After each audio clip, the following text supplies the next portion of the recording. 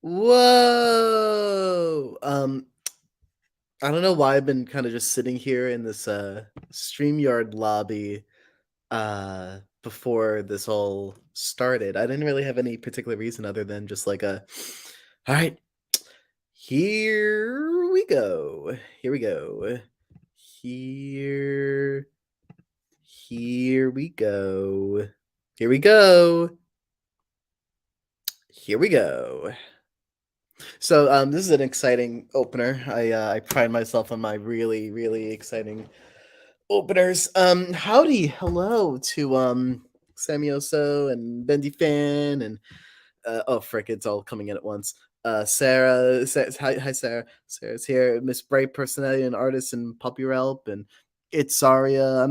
I can't name all. There's so many names. Fu, Fu, Fuyi, Fuyi, I, your name is great. Fuyiko reviews. Yep. Anyway, oh, I there were like two people waiting before the stream started, and now there's a lot more than that. So, I'm gonna race through some names, and then I'm gonna not say another name for the entire rest of the stream. In fact, the stream's gonna be silent. We got we got a spooky guy and Isabella and Lemon and reselination nailed it. Our eater. What? That's a fun concept.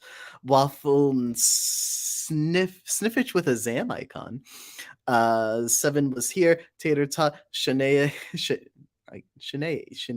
Shanae. Strawberry melody. There's a little dot. Yeah, I got to. You got broadcasted as a what's the word I'm looking for? Reprimand as a to make it up to you. Hi, Justin. I'm finally able to join your things. Thank you, gender demon semist and kissy match. And okay, done with names. Done saying names. I'm just gonna say hello. Uh, yeah. Usually I do these really late at night. And instead I'm not doing it late at nights. So point just being maybe we'll get a different crowd today, maybe we'll get a bigger we'll see what's going on with that. I kind of just wanted to vibe. I thought I'd have some wacky stuff going on today that I thought was gonna be happen didn't happen, so now I'm just like in a vibe of what do I do? What do I do? And I'm really not good at not actively doing something at any time. I don't like it. It's so what I'm used to. So used to being so active all the time that like it feels weird when I'm not. I don't want to be alone with my thoughts. So we're live streaming instead.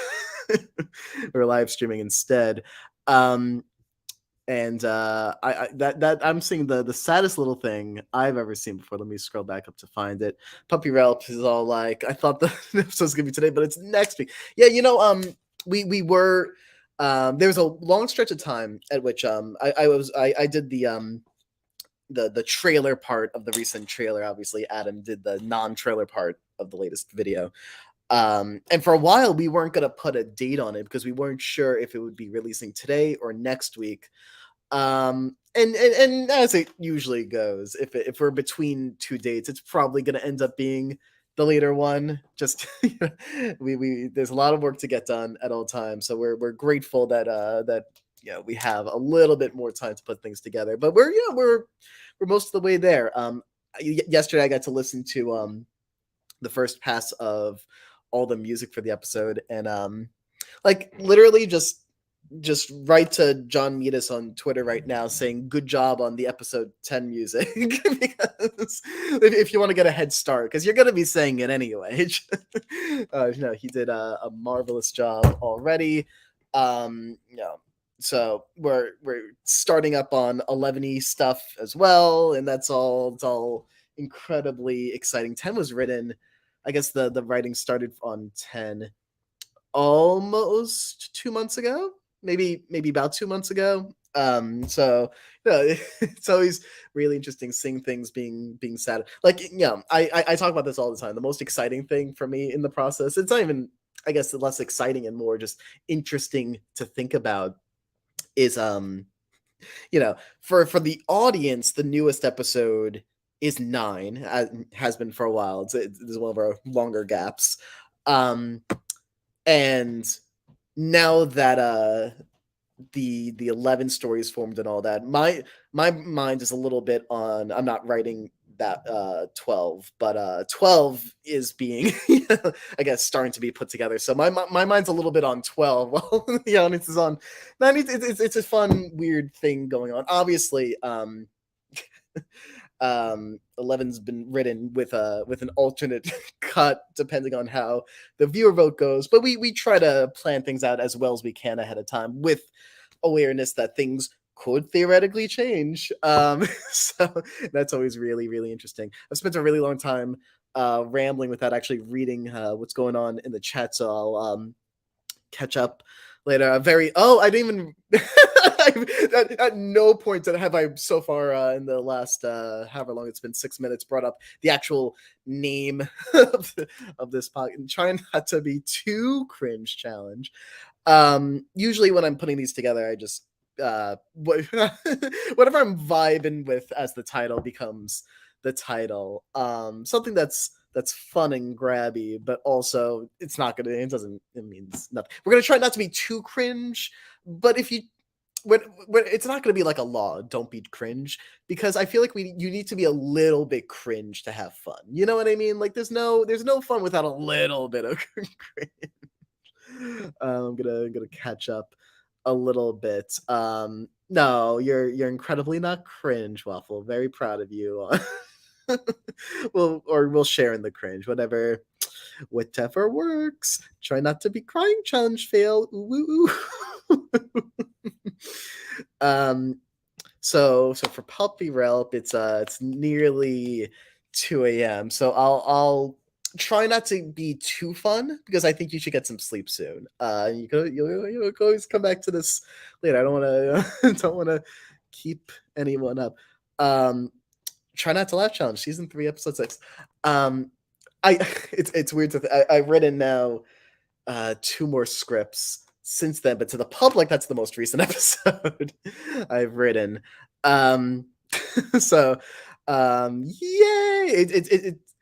When I was the one who pitched the title of that episode, and it was a big discussion. Like, is this title so valuable? And I feel like I talked about this either last live stream or the one before that, but is this title valuable and grabby enough to do something so silly? And I'm like, whoa. The episode is silly. Let's not get our wires crossed here. Episode 6, very silly episode, deserves a silly title. And I like writing episodes that are super silly, super dramatic, or somewhere in the middle. I like to operate usually somewhere in the middle, but 6 definitely leans silly. Yeah. I'm trying to catch up a little bit on the chat. I could ramble all day, but I also want to remind myself sometimes that that other people exist. I'm like 5 minutes behind. I have no idea how that happens. The animation in the trailer did look so dope, so excited. Yes. It was Brian who connected us to this new compositor, Max. So Max is handling all those indefinite scenes and making them look as gorgeous as possible. I am astounded by the results. At the time of me putting together and editing that trailer, that was the one scene at the time that was finalized, like 100% visually finalized. So, and then the thought was, well, usually we have a trailer that in which we cut a lot of stuff together, a lot of stuff from a lot of different scenes. I did the 9 trailer as well, and that usually that's a fun way of going about it. But then I try to get a little creative with like, how can I make this one scene as exciting as possible? I guess if we build up to it in a fun way and then just let it play out instead of just chopping it to pieces. And I think tonally that sets up something really interesting. And I think 10 is not entirely a different vibe, but you're definitely we're definitely doing things a little bit differently in 10. So maybe the trailer with a different vibe is appropriate for that. Um I am gonna um I I'm gonna broadcast this because I feel bad about I haven't decided yet if I'm doing this. My voice has been a little dead over the last few days, so I'm gonna give a heads up that I'm probably going to be spending more time rambling than doing silly voice requests. Um, but I'll play with this and keep this really short. I'm gonna go Mewtwo, Pikachu. Ah! Yeah! And that's the yep. um trailer looks so good. Oh yes, the lighting is gorgeous, and it's that's gonna continue throughout that entire any time on indefinite. We're gonna be getting something that pretty. I'm very proud of the Whittle team. Um, this kind of got into a second ago. I'll do brief things, very brief things. I need this to just be a relaxy, vibey time because I feel like I'm a little out of it right now. I'm if I, if I was in a more creative mindset, I'd be doing script touch ups. But I right now is just kind of like a decompressy. Like I'll do little things. I'd rather talk, but I'll little things. Little things are good. You could also just act as though this is a me pad voice request the entirety of the stream. Granted, it's it's the voice is close enough naturally. I guess it's just the vocal mannerisms, the means of speaking. I'd slow I would slow down and make and, and it's very specific enunciations. Are we doing voice requests on this stream? I mean, it's close enough. Um, more stuff about the trailer, more stuff about the trailer. Justin's mind is time travel. That's what it feels like all the time. Need more blueberry and life ring. I promise. There will be at least wait. There will be at least one more blueberry life ring interaction in episode 10 beyond what we've seen in the trailer. At least one. I can't promise anything more than that. You're just gonna have to wait and see.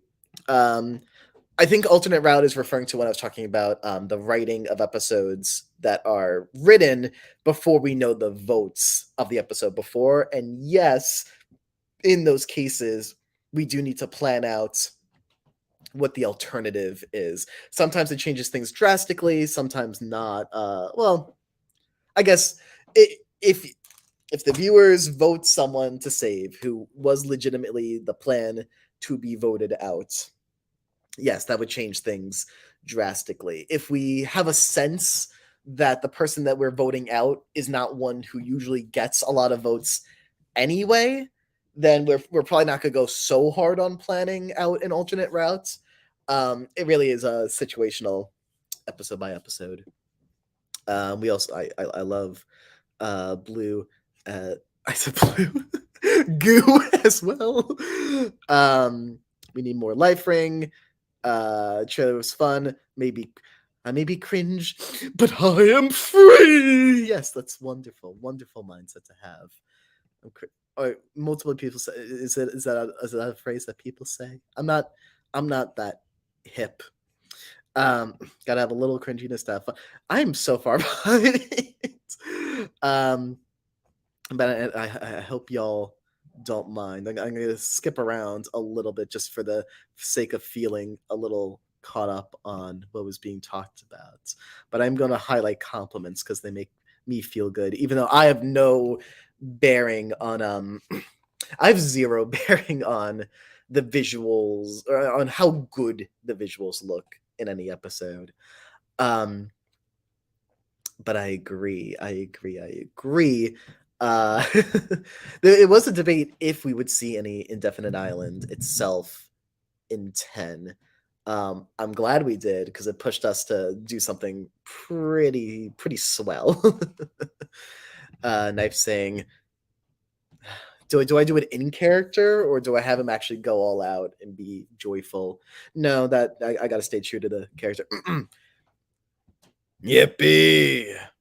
There we go. That's Knife for you. That's the little guy. Um,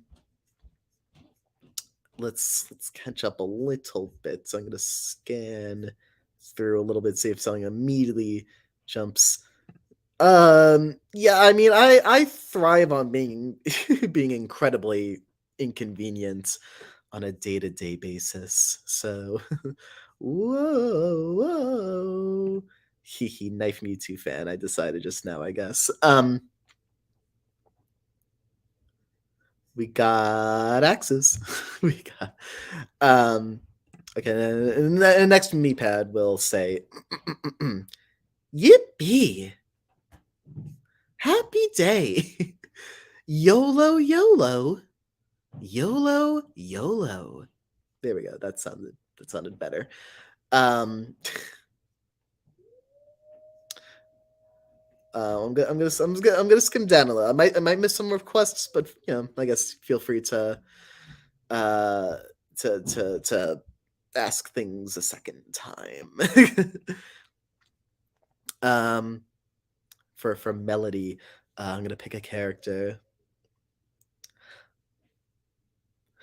Oh, looky here, Melody, the most masculine in town. Oh, very valid, very, very valid. Applaud, applaud, applaud. Woo. Um, that was a low energy silver, but I'm a little low energy right now. We got a paper has a favorite video game character to play in Smash. What would it be? I was just for something tomorrow. I was just looking at the roster of Smash Brothers characters. So let me jump back to that. I'm gonna let you know who Paper would be drawn to in play style. I could cheap out and say for Knife and Paper, they are my two mains, and Knife will use Bowser and Paper will use Pichu. I feel like that's a little too easy. I feel like that's a little too easy, too obvious, even though they're both quite fitting. Now we're sticking with it. Why wouldn't Paper want to play as Pichu? Pichu is fantastic. Let's go. That Paper is definitely probably at this point the one character that needs the most warm up for me. Not in terms of avoiding pain, because some characters I will need to do warm ups in order to like avoid hurting myself while doing the performance. But Paper is definitely the one that I need to do warm ups for the most to get the voice. And obviously, it's a little unfair of myself to constantly compare my voice now to how I sounded when I was 12, 14, I guess 14, when I started voicing an II. uh, but I try to get it as close as I can. I like to think of myself as a higher register kind of guy anyway. So if you listen to live streams that I was in from way back then, I mean, like, I don't sound drastically different. I feel like I know how to articulate things a little bit better now, but I feel like my voice itself hasn't gone through like a drastic puberty period. Um, I'm skip down a little bit. Strawberry really wants to know if Silver could play the violin. All you need to know is that he will tell you he could play the violin. Don't ask any further questions, though. Uh, um, Goo is gooping around. I wish him the best treats and desserts. It's really funny you say that. Anyway, I can if I maybe I'll do another live stream next weekend where I can elaborate on 10 things. I can't elaborate on 11 things, but I can elaborate on 10 things. Justin speed run. That's what we're doing here. Um, I hope Tea Kettle and Cabby interact. I think it'd be so wholesome. That would be cool and epic. I agree. um, I would love to hear. I want to ask the audience, y'all, right now, who you want to see return to the game from Indefinite, or who you think will return from Indefinite. Give me both. They could be the same answer, but I would be interested to hear who you want back, who you expect back. So sounds fun. Sounds neat. How often do we get the opportunity to poll an audience live? Oh, and I hope you feel better, Waffle. Hope you feel better. Sarah is recommending that I stop doing voices. I mean, like, I'll take it easy. I'm not gonna do anything too intense. That's the goal, anyway, to keep it light. I'm gonna scroll down a little bit again. Apologies if I missed something. Justin planning out when's the worst time to stream while twirling his mustache. Listen, I have to be a little bit evil. If I wasn't a little bit evil, things would just be too easy. I feel evil whenever I don't just read out the episode 10 scripts. It's been sitting there gathering dust for 2 months, almost 2 months. I think the 10 script was finalized early September, but it definitely must have started earlier. Actually, that's a lie. The 10 scripts was actually, now that I'm thinking about it, whenever it was done, it was the fastest turnaround we've had on a script ever in terms of when the writing started and when the script needed to be finalized. I think that was a maybe I'm doing some math right now.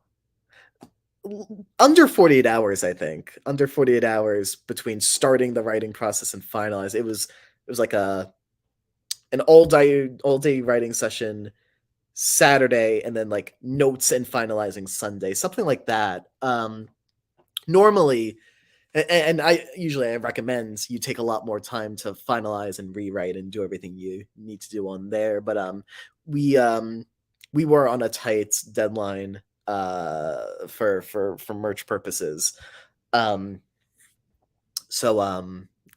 it was very much a get it done, get it done, get it done, especially because there's been a lot of stuff going on as of late that delayed us, and we need to rework some things in the process. And it's great, it's working out swell now. But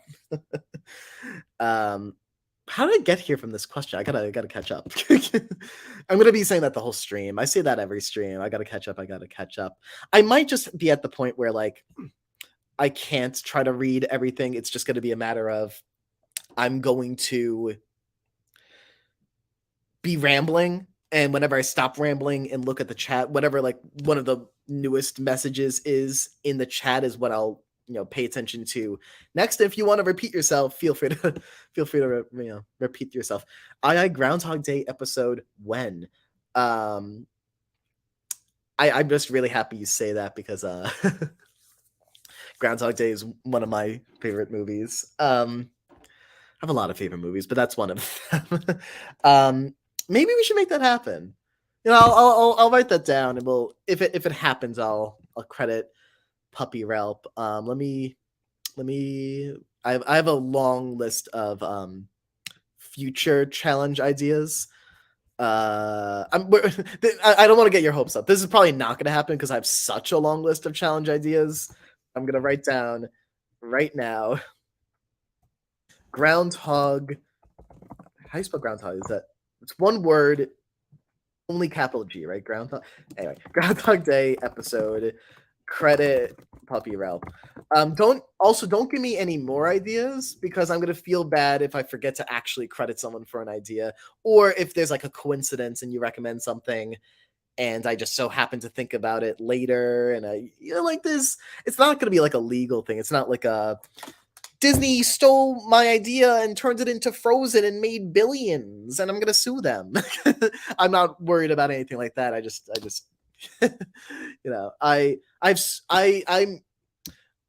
will tell you right now. I have been working on past tense, worked on 11 stuff for a while. The concept for or some concepts for episode 11, for instance. I know 10 is next. 10 was a much faster turnaround. I didn't know I'd be working 10 stories well, but 11 um the earliest concepts for that were sprouting up maybe around the time episode 4 was wrapping up production, somewhere around then. And then I didn't know I'd be writing 6 ahead of time until it was a little closer to that point. So 11 was the one where it's like, oh, if I have a fun idea, I'm gonna put it in my 11 document. Point being, I have like a Google Doc with like bullet point notes, and that document is like 22 pages of just concepts, paragraphs, thoughts. Um, I don't really do a lot of like exact dialogue ahead of time. I know some people like to do that. For me, it's more of the vibes of what's going to be happening in an episode. Again, where did I want to read as much as I can. Um, what character died the most fun voice acting? As of late, it's Silver. I mean, Silver is such a campy, fun performance that like it's hard to not get excited. I think the accent is awful, but as long as everyone else is okay with it, it's great. But I have an incredible amount of fun playing Silver. I feel like it's partly, and I talked about this a little bit on my Tumblr Ask blog.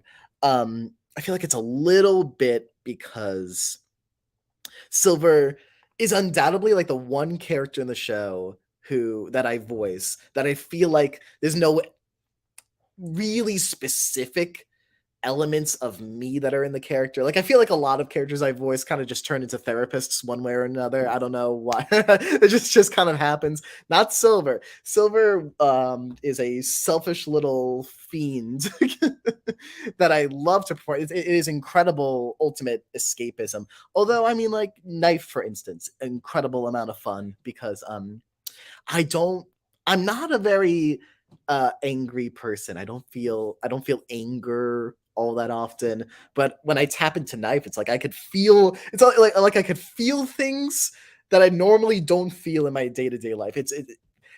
I love escapism in a character, and those two characters get to do really strong performances. But like I don't know, like Goo, incredibly silly and fun to portray.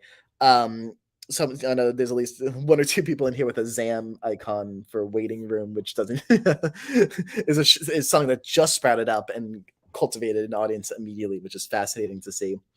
Um, I love doing the Zam voice. I love doing the Goo voice. Paper and Meatpad are like so simple to me. Like I love playing them. It's just a matter of like they don't spring to mind as like, whoa, I'm doing something wild here. It's just am I going to soften my voice? Am I going to pitch my voice up? Like that, yeah, I'm not really transforming myself all that much to play those two characters, but they're still lovely. I love characters I voice. Purple Face might be the most out there in terms of just making every syllable a performance as opposed to playing something naturalistically. Anyway, there are other characters, but these are what come to mind quickly. I feel like I go to Puppy Ralph a lot, so you're canceled after this. JK. Question: when you first started voice acting, I'm gonna pause the question. I need to learn how to concentrate better, but I am thinking now about the fact that I still haven't gotten to the point where I asked who y'all want to see back or expect to see back from Indefinite. So I'm excited to get to that. I'm just, gosh, I'm behind. I'm gonna skip a whole bunch of questions after this one. Apologies, but again, feel free to re-ask things. Did you used to feel flustered while doing the voices? A little bit. I find that I will feel at my most flustered, or at least used to, if I was getting a live direction. I haven't been live directed in ages at this point, but it used to come up every now and then, and I guess just having an audience instead of just me projecting my sounds to the air would really throw me off. I think I hate on camera acting. Partly because I feel like I'm so not in touch with my body motions and how to control myself as an actor. Voice acting, I feel like I'm pretty good at. You feel free to disagree, but I feel like I at this point I do feel very confident in my voice acting, and a lot of that is just you. If you do something all the time, whether for a purpose, like this is going to be in a show, or you're walking around your room doing silly voices and improvising to yourself, which I'll do here and there to make sure that I'm staying in touch with all voices I've ever done / voices I would like to do / characters I'd like to tap into. Yeah, you're gonna gain confidence over time. I confidence that I absolutely did not have when I was younger. That said, the stakes were a little lower back then as well. So like eventually you just grow into it. It happens. It happens. Would Knife be willing to give you a high five? Yes, but he's also going to ask that like you forget it ever happened, you know? Like, you know, just you didn't hear this from me, but slap, high five. Got it. I'm gonna skip a few. I'm gonna try to catch up a little bit. I'm gonna jump now to when I asked about indefinite. I hope that it was specified which of these is like who you want and which ones you expect. I assume if there's only one character name, it's who you want, which is fine. Was that the challenge that got put in the back burner? You mean the chocolate and other yummy treat tasting contest from episode 6 that was put on the back burner? I don't remember what this is referring to, but that was a fun thing that was put on the back burner. Silver is the type to lie. I don't remember what that's in reference to either, but I agree. Okay, so we have this is our polling of Indefinite Island, who we want back and whatnot. I'm over 13 minutes behind, so I'm gonna speed run these and try to just catch up to the present, like I always say that I'm gonna, and then never do. We got Tea Kettle, we got another Tea Kettle. Oh, that's the same person. Tea Kettle, Life Ring, Tea Kettle, Life Ring, Blueberry. Tumblr says that Cabby will return, but I want Goo.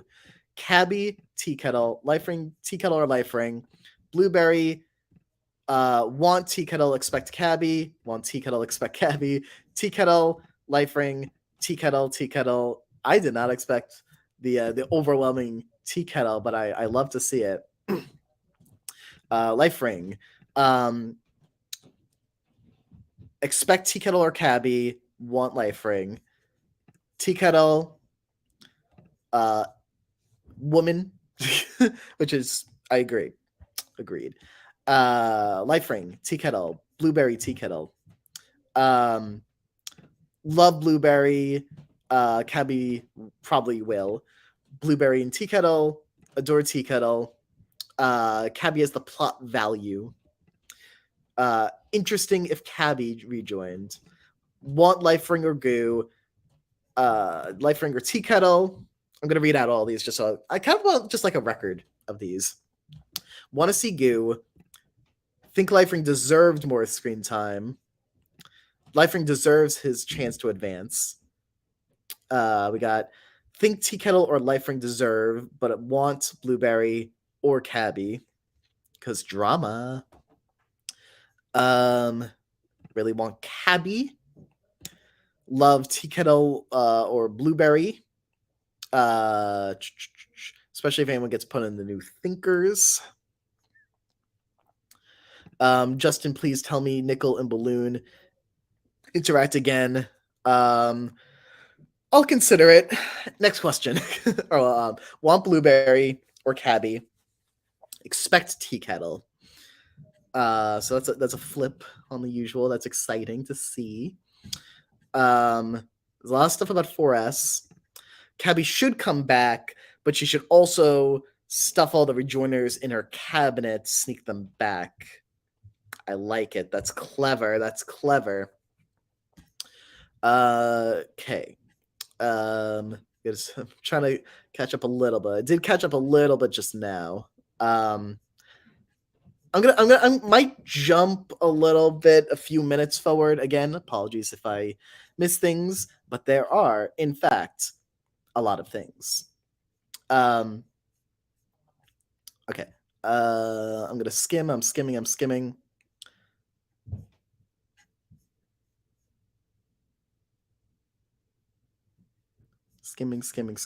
Skimming.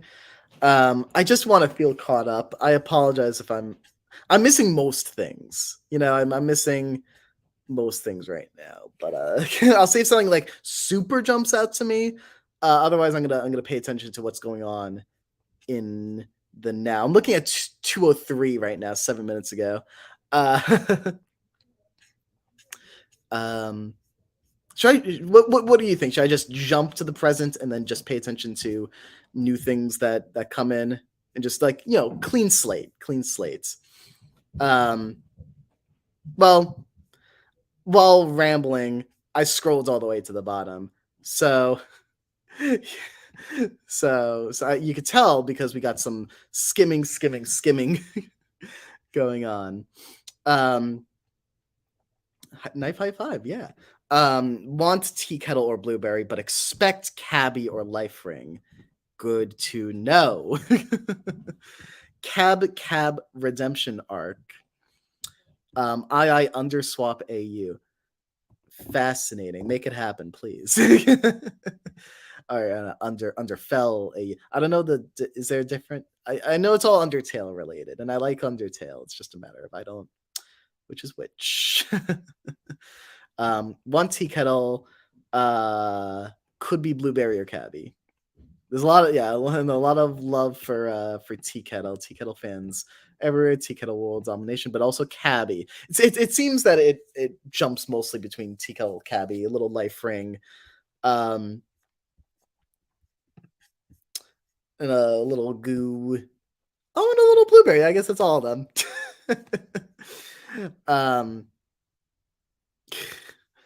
I like live, laugh, love, Life Ring. Do I feel bad for Balloon? Yeah, I mean, like little guy's been through a lot. He wanted to create a character for himself in early II. Clearly, no one else was doing that. He got caught up in it. He got screwed over. And you know, he yeah, he wasn't nice for a little while, but yeah. Some people put on characters and think it's gonna help, and it doesn't. And he's stuck with a reputation. Sad. Um, Justin, have you ever watched Breaking Bad? If so, who's your fave character? I mean, I'm a huge Breaking Bad and Better Call Saul fan. Who's my favorite character? I kind of want to just say Kim from Better Call Saul, but if we're sticking strictly to Breaking Bad in itself, it's going to be a real close race between Jesse and Saul. Although I guess I like Saul even more so in Better Call Saul. I'm gonna go Jesse. Let's go. We're gonna ring the bell. Ding. That's ding for Jesse. Heckin'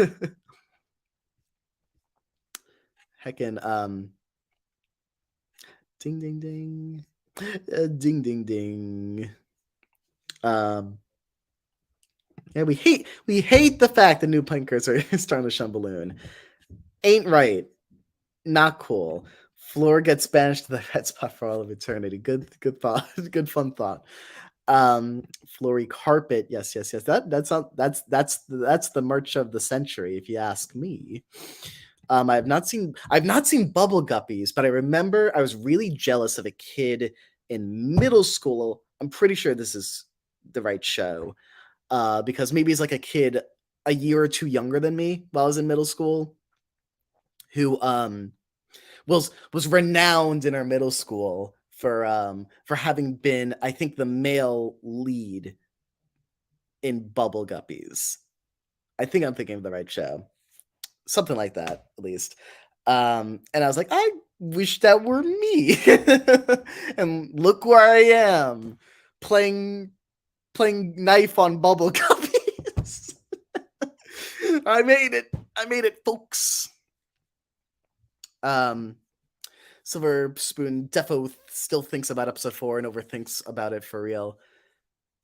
It was a big episode for the little guy. I feel like episodes 3 and 4 were really like where we found Silver Spoon's mold in the show, where he fits, and I've been happy with what we've been doing with him. He was great before then, obviously, as well, but like, yeah, so sometimes it takes a bit to like figure out exactly how you want to utilize a character, which is totally good and fine. It took us till season 3 to know, or at least in my opinion, know how to use yin yang correctly. And now I adore writing yin yang, but I feel like it took a little bit to really figure out how to make yin yang as fun as possible. Where he didn't have. I love leaning into the childishness of yin yang, and have them take their own childish perspective incredibly seriously. I think that's a lot of the fun of season 3 yin yang, which is it's played a little straight. It's played a little too straightforwardly in season 2, where it's just like, oh, they're bickering. I like them in season 2, but I think we really figured them out in 3. I didn't mean to cancel you. I apologize. You're uncanceled. Do I have tips for people who want to make their own object show? I mean, my biggest tip legitimately is have a schedule, and probably my biggest tip for anyone who wants to just start up working on a show and learn what it's like and learn what you like while making a show, what aspects of production really mean a lot to you. I think the best thing to do is come up with the simplest premise possible if you're just getting started. Whatever is going to be the least complicated process, and quantity over quality when you're starting out. I think the best way to get good at anything is to do it multiple times. That goes for stories. You're going to become a better storyteller if you tell 10 stories, and you're going to see the progression, each story, each script, each whatever you want to put it as. A lot more so than you're going to be if you have one story, one script, and you spend a year polishing it. You can only improve so much in the polishing stage. You need to do this from start to, start, first draft, polish, finish a billion times before you're going to get better. Don't extend that process more than you need to. Get a script done, get some friends, say silly things that you just have fun with, and you make an episode, keep it simple, and you are going to get better the more times you do it. Just roll with it.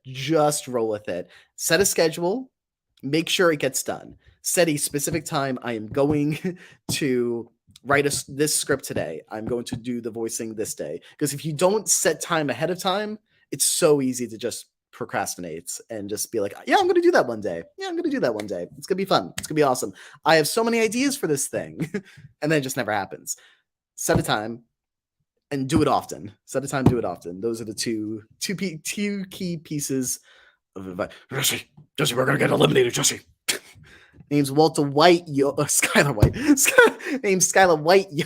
Definitely not Skylar Talks. Um, I've been rambling on that for a while, so I definitely Jesse, we gotta finish the challenge, Jesse. Well, the lighting in the trailer also played the same in the episode. Is the episode going to revolve around the rejoin, or is it going to be really be all over the place? I can't. It's the second half of that is a little too specific, but I will answer and say that whenever we are in indefinite from now on, we will see that very pristine lighting and compositing. Yes, that is as specific as I could get. Which characters would you like to see swapped? You think they'd be? Is this referring to the Undertale thing we were talking about earlier, or is this in episode 8, where characters were body swapping? Listen, I have one specifically in mind that Brian was considering doing for a really long time, particularly when the conceit of the challenge was originally going to be episode 7 as opposed to 8. So things were a little bit different. So I'm not going to do that one just in case Brian wants to say it himself. But I'm going to say I would love to see Blueberry and Goo swap. No, I want to see Blueberry and Life Ring swap. So Life Ring could show Blueberry what his truest potential looks like, and let Blueberry witness it. witness Blueberry prime in all of his glory. It would be fun to see Droopy Life Ring with Blueberry in control. That's off the top of my head. I'm sure it'd be fun to think about these all day. Favorite character from the Nightly Manor, if you've seen it. Yes, I have seen it. I quite like the Nightly Manor. I think it gets better and better. I think the newest episode's the best one.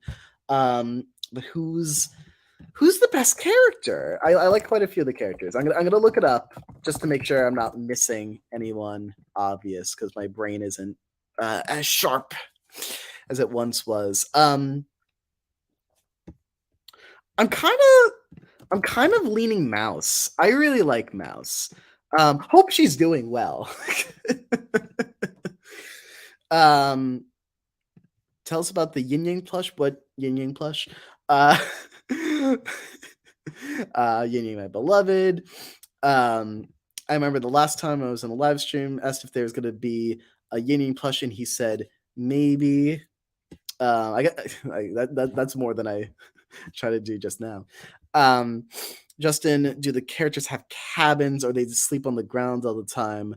I'm not gonna say, just in case we hit on it later. Sorry, I am skipping around a little bit for the purpose of catching up. But what is your opinion? I have a lot of mixed opinions on Evil Paper. And honestly, a lot of it just comes down to audience perception. Sometimes we're in a wave where the audience is going, "What the heck was that?" And sometimes we have a wave in which the audience is going, "Yeah, alters are cool." So I mean, I tend to not sorry, I tend to not bring it up. Kind of for the purpose of I feel for the murkiness of it, I feel like it's not my place to say if it's a good or a bad thing. I will say that I at the time of the episode, at the time of 10, Adam pitched me the Evil Paper Eyes. I went, "What the heck is that?" He goes, "It's gonna be great. It's gonna be great." And I rolled. It was like, yeah, okay, we'll see where this goes. Come episode 13, I had a blast with the Paper versus Evil Paper scene, which predates a lot of Total Drama stuff in terms of writing it. And then Total Drama, I forget if they're doing Revenge or All Stars at the time. I want to say Revenge, right?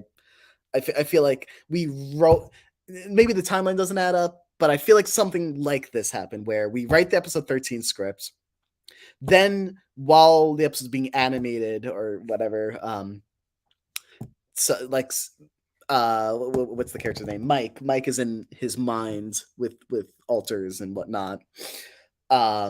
And then episode 13 comes out and they go, oh, the total drama thing, I see what you did there. And we're like, no, believe us, we had it, this was all our brain thoughts. It could have been the All Stars timeline, but I feel like this was Revenge timeline. Early 2014, was it? Something like that. Early 2014. Point being, one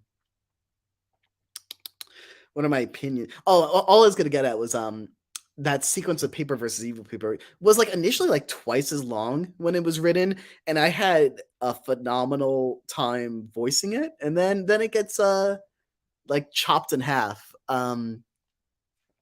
Which like I would have no problem with if I still had the voice files. I did on my old computer for a while, but I think that computer is just uh thrown out now. I think that's lost to time. Uh Fun little thought though. Anyway, I'm way behind again. Let's try to catch up a little bit. I'm gonna skip around a little tiny bit.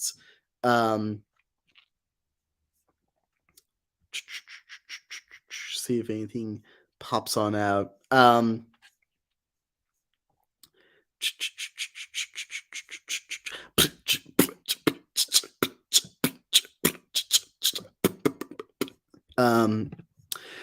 the way, Justin, I said this earlier, but could you maybe say hi to my friend Gizmo for me? They're on a trip right now. I'm probably on yeah. Hello and howdy. I meant to do just my normal voice, and then it kind of turns into paper. Maybe we could roll with it. Hi, Gizmo. What's going on? Hello, howdy. No, paper just starts beatboxing. Gizmo. Heck and heck.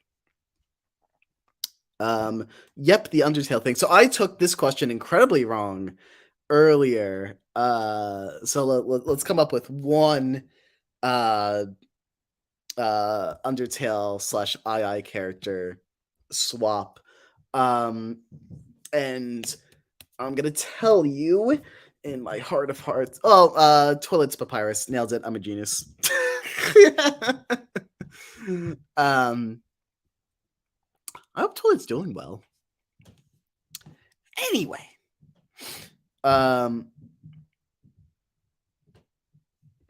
Were the dimensions Cabby was talking about in season 3, episode 1 canon, or just for the silly? Great question. You know, we also don't know if they were inches, feet, centimeters, meters, decimeters, millimeters. Interesting thoughts. I didn't write the episode. I would ask Adam on that one, or Brian. Maybe Ryan added to that scene. I don't think I touched that moment at all.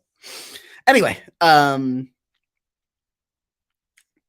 optimistic pessimistic swap, some sort of blueberry swap. Yeah, I think it sounds neat. TBH. The newest episode ripped my heart while watching it. So okay, I had to reorganize my. Is the newest episode 12? No. Is it 11? No. Is it 10? No. 9. What part ripped your little heart out? Is it like goo / bot stuff? I guess that's the most likely to be a heart ripping moment. Ripped out your heart. Probably wasn't Riggedy Rex that would rip out your heart. Feel free to elaborate. Feel free. We like mouse. We like mouse in this house. It rhymed. It was an accident. Off topic. Me and Tater Tot were so excited for III10 that every Thursday we would manifest that the III10 trailer was going to come out the Friday after, and we did this for like 6 months. Yay! Did the trailer come out on a Friday or a Saturday? I'm forgetting now. We kind of shuffle between Fridays and Saturdays depending on the release, depending on what feels right or we'll go to Saturday if we definitely need the extra time. It kind of shuffles around. But thank you for making it happen. Silver plush. If y'all want a silver plush, just keep demanding it. Same thing with paper plush, silver plush. Um, listen, I mean, like, we know the numbers for people's number one favorite characters from the first two seasons because of the poll we did. If people want a newbie season 3 character plush, you're gonna have to you know be loud about that. Show that no matter who the character is. So that's huge. Or I mean, and vote to save them. Vote in the episode voting. Obviously, not every season 3 character is still in the game, but for those who are left, if you if you give them votes, that it does tell us people like these characters. Let's see.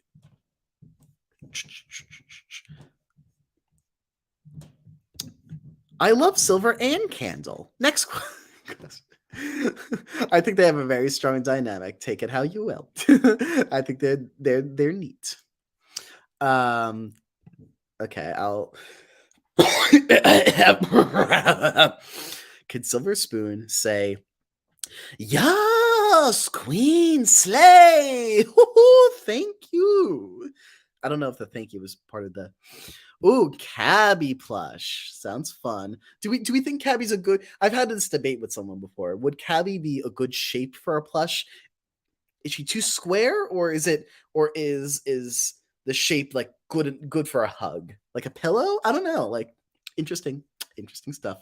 Will the episode release at its usual time? I don't think we have a finalized time, but you could probably expect it'll be like 11 or 12 p.m. EST. That's usually what we'll aim for on Saturdays. Um, but maybe we'll have an update at some point. Bo Plushie, whoa. Who's your favorite BFB character? I'm a lollipop stan. I'm a big lollipop stan. I think in terms of II and BFTI crossover potential, that is the most Justin core. That is purely in service of me. That'll give me a little smile. Just have Silver Spoon and Lollipop spend the day together. Just vibe out. I feel like they both have like the same wants and needs in life, but I feel like Silver Spoon could easily end up being a little too extra for Lollipop. What do y'all think? I think Silver is definitely a character that was conceived to be lower key in terms of tone and attitude. And I think it's a little bit my fault in terms of the performance and maybe like Brian's spin on the character once we head into like episode 3 territory. That definitely pushes the envelope with the character and makes Silver Spoon a lot more uppity in a way that we weren't expecting when we first conceived of the character. POV, the Calm Down Cabana has a secret door that leads to where they all sleep, like a mini hotel OJ, if you will. Type in that down. Kind of want Floor to be eliminated so we could see how that goes. Would be interesting. Quint wants to know, my sibling wants to know if you're a honk shoe or me kind of guy. Oh no, should I know what this means? Am I out of the loop? Oh. I Googled it and I got an immediate results. Oh, but I got to turn off my ad block to access this Know Your Meme websites. Honk shoe / Mimi are big word of snoring what? Oh, onomatopoeias of snoring. Popular. I didn't feel like reading the word onomatopoeia because I was like, I don't know what that. I'm skipping that word. And then I realized, onomatopoeia. Did we learn that for spelling onomatopoeia? onomatopoeia. Um, so you're shh or a me. I listen. I am a honk shoe who pretends to be a me every day of my life, and they say fake it till you make it, and I will make it. um, let's skip forward a little bit again. Um, Just are you a big fan of Marvel? Yes, I'm a big fan of Marvel. I've seen all the Marvel stuff and all the cinematic Marvel stuff, movies and TV shows. I like to think of myself as a Marvel expert. Not really much else to say. I don't really have like Marvel hot takes other than despite me loving it, I think people also take it like a little serious. It's the complaining, right? People who feel like, Marvel got to be doing it this way, otherwise, grr. And I'm like, just watch a show, have a good time, enjoy yourself. It's crazy that we're able to get something so cinematic and so interconnected on this level. And I feel like people, yeah, obviously, I'm not saying bow down to the corporation, but like, it's kind of cool that we get this. People before our time would dream of that. So I'm gonna appreciate it. Marvel has these exceptional characters, and I think that's really what makes them successful and what I appreciate out of them. They even the characters who are like, yeah, they're whatever. Marvel will find a way to make that character really fun and exciting sooner or later. Like it's very impressive stuff. Um, yeah, I mean, like I call me a me because I feel that he's such they energy, you know.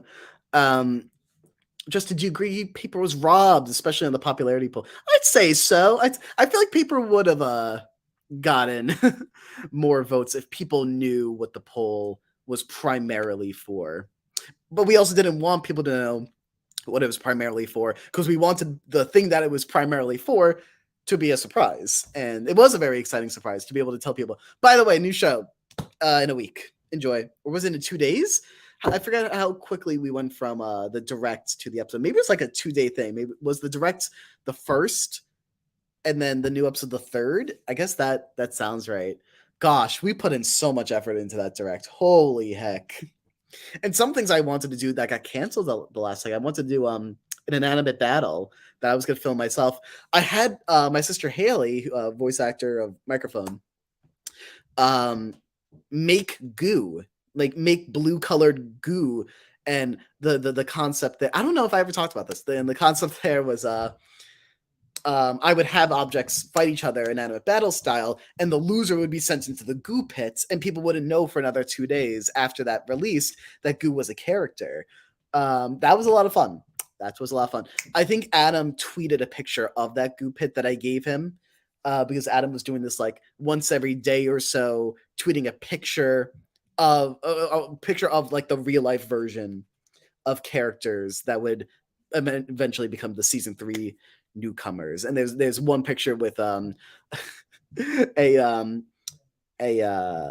a Simba pop figure with the goo pit next to him. So you could see that on Adam's personal Twitter account. Um okay. I'm gonna catch up a little bit. Because I am 10 minutes behind now on chat. So I'm probably gonna skip most of the ones that I missed unless I get distracted again.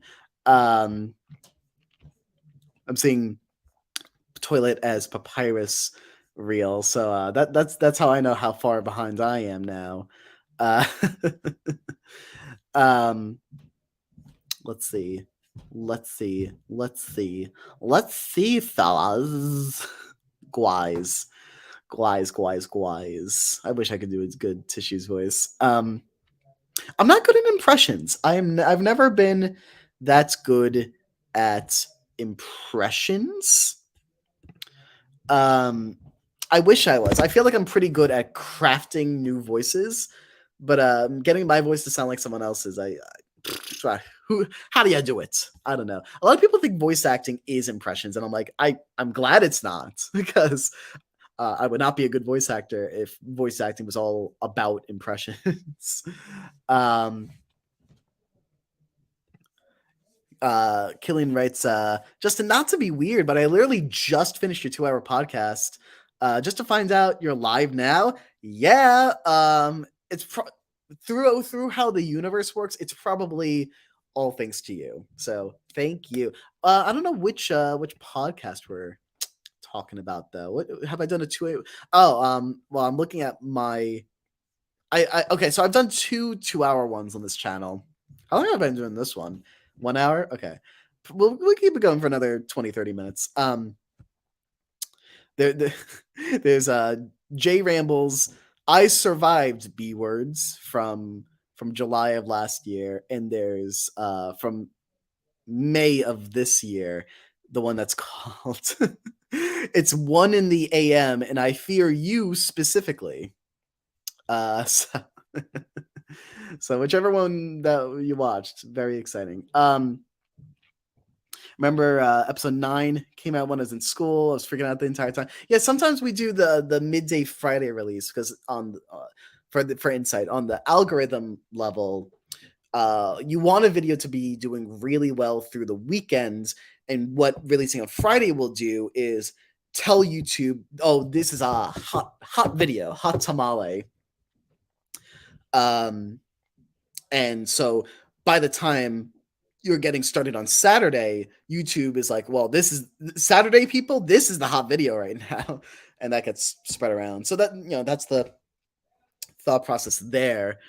So I hope it doesn't stress people out too much, but also I from my experience back in the day, it's like, oh, getting out of school, get to watch a cool thing right away. That's exciting. So hopefully that's a fun thing that people could appreciate.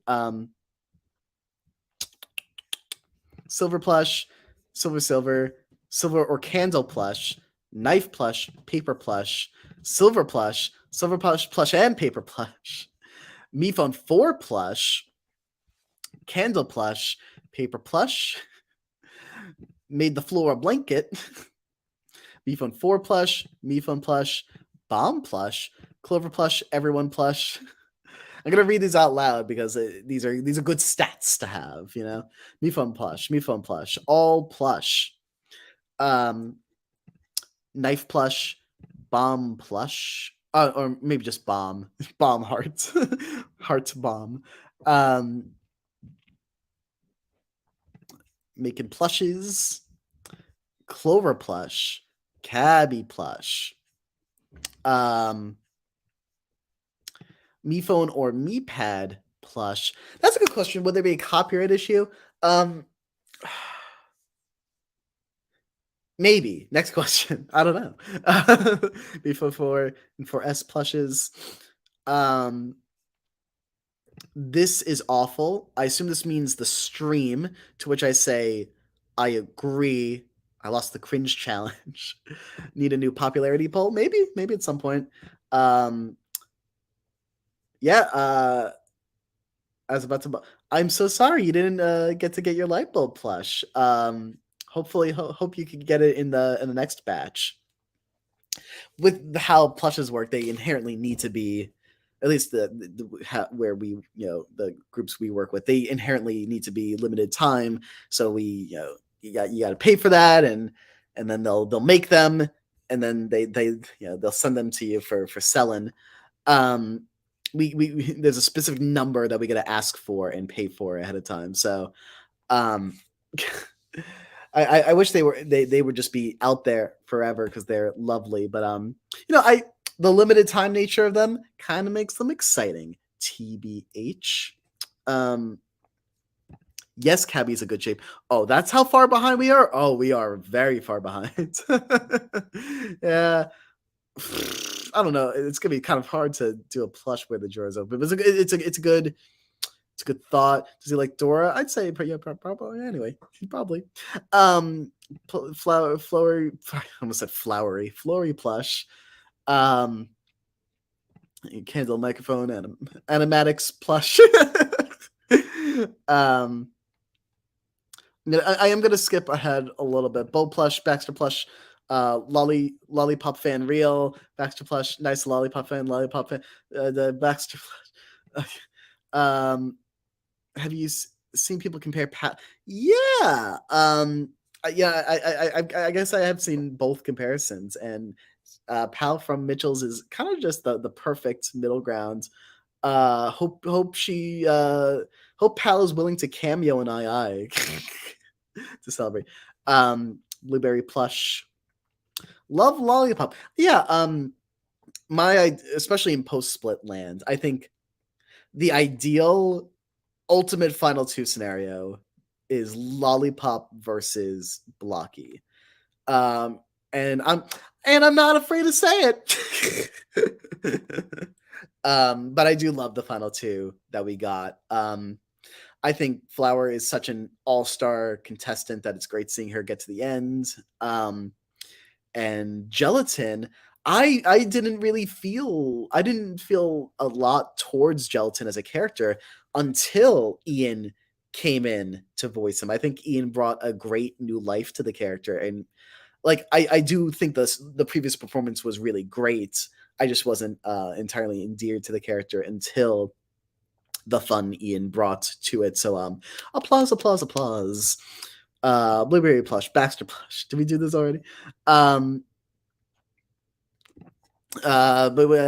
waiting to say this. Could you say in Silver Spoon's voice? Okay, let's try it. Hitting the sleigh button in 3, a 2, a 1. What? Oh, wait. Oh, someone slayed the sleigh button. It's not Silver without the unnecessary little noises. Is Knife still doing well in conserving water? He tries when he remembers. It's not a high priority for him. But to him, it's like I might as well kind of thing. You know? He's not the activist that Nickel is. I believe I could fly. I believe I could fly. He can't sing very well. I decided. Um, okay, I am just gonna jump forward quite a bit. I would like to feel caught up. I'm seeing people talk about Marvel now. I know that was a conversation from a while ago. I'm still like a good 10 minutes behind. I am gonna actually let's talk about this one for a second. Curious if we're gonna get new shorts or any continuations of any shorts, comics.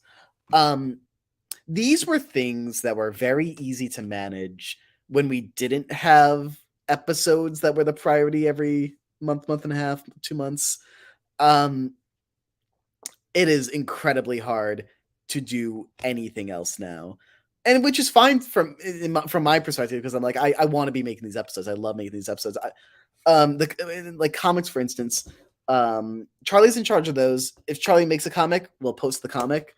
That said, Charlie's understandably busy, and not only that, Charlie is now, and for clarity, the artist and writer for Inanimate Comics, is now doing storyboards for us. And let me tell you, they look great. They're just you don't see them in the final cut of the episode. So Charlie is still doing stuff, just not the comics, which is again fine. There's so much to get done with the actual episodes, and I mean like Adam handled the shorts pretty much by himself, but now like the shorts upgraded to we're doing invitational now. That's where we're at. I'd love to do Inanimate Answers again one day, but like Inanimate Answers was doable for me when I only worked part-time and now I work full-time, and B, when we weren't doing episodes. And now it's like I'll have a few hours each night and the weekends exclusively to do everything I need to do for the actual episodes, and B, enjoy myself. This is my enjoy myself time. I haven't had a lot of enjoy myself time lately, and this is how I decided to spend it. Uh, but like you never know. Like I would like to do more. The team would like to do more, so it's not out of the question. Just not the priority at the moment. Um, okay. I am going to jump down quite a bit so I could feel so I can feel caught up. Yes, guys. Paper, warm welcome to. Yeah, I think that's doable. Sorry, whoops.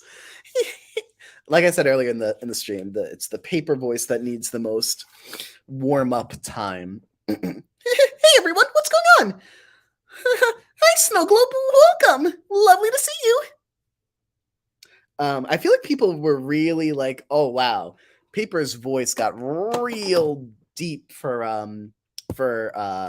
the Anatomic Comic 1 dub we did.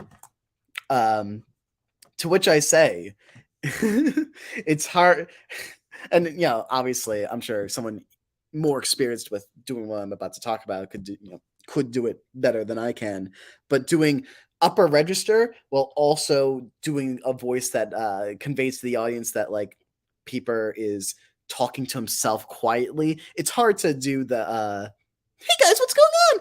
But quiet at the same high pitch, but you can tell he's thinking to himself. Like it's so I allowed myself to go a little nudge a little deeper and register for that one. I guess that was also the first time I did Paper voicing in years. Paper has not been in an actual episode since 20 sorry, at least in a speaking role, right? Since 2014, maybe 2015, you see Paper for a few seconds in episode 9. I think that's 2015. But he hasn't had a speaking role in a real episode since 2014. If he I think Paper was the one who was up next on the popularity poll to get into season 3 if you take out all the characters who we wouldn't have brought back anyway. I think Paper would have been up next. Silly little guy. Maybe one day. Maybe one day he'll be living the dream again. But yeah, I love the season 3 cast. It's weird to think of it being any different than it currently is. Um,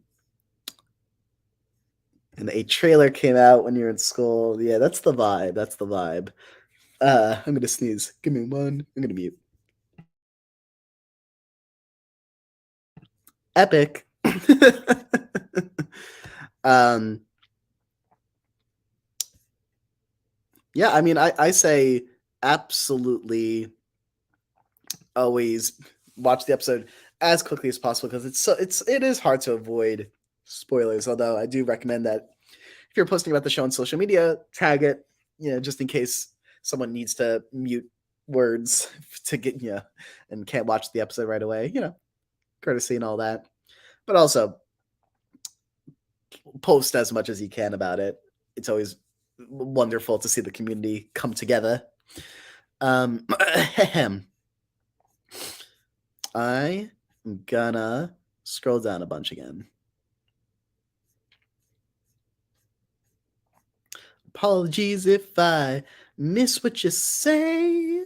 If I miss what you say, because I'm 6 minutes behind, and I kind of just want to feel like I'm caught up in what's being said right now. So I'm gonna jump to the present, but feel free to repeat thoughts and questions and such. If you want to make sure that I see them.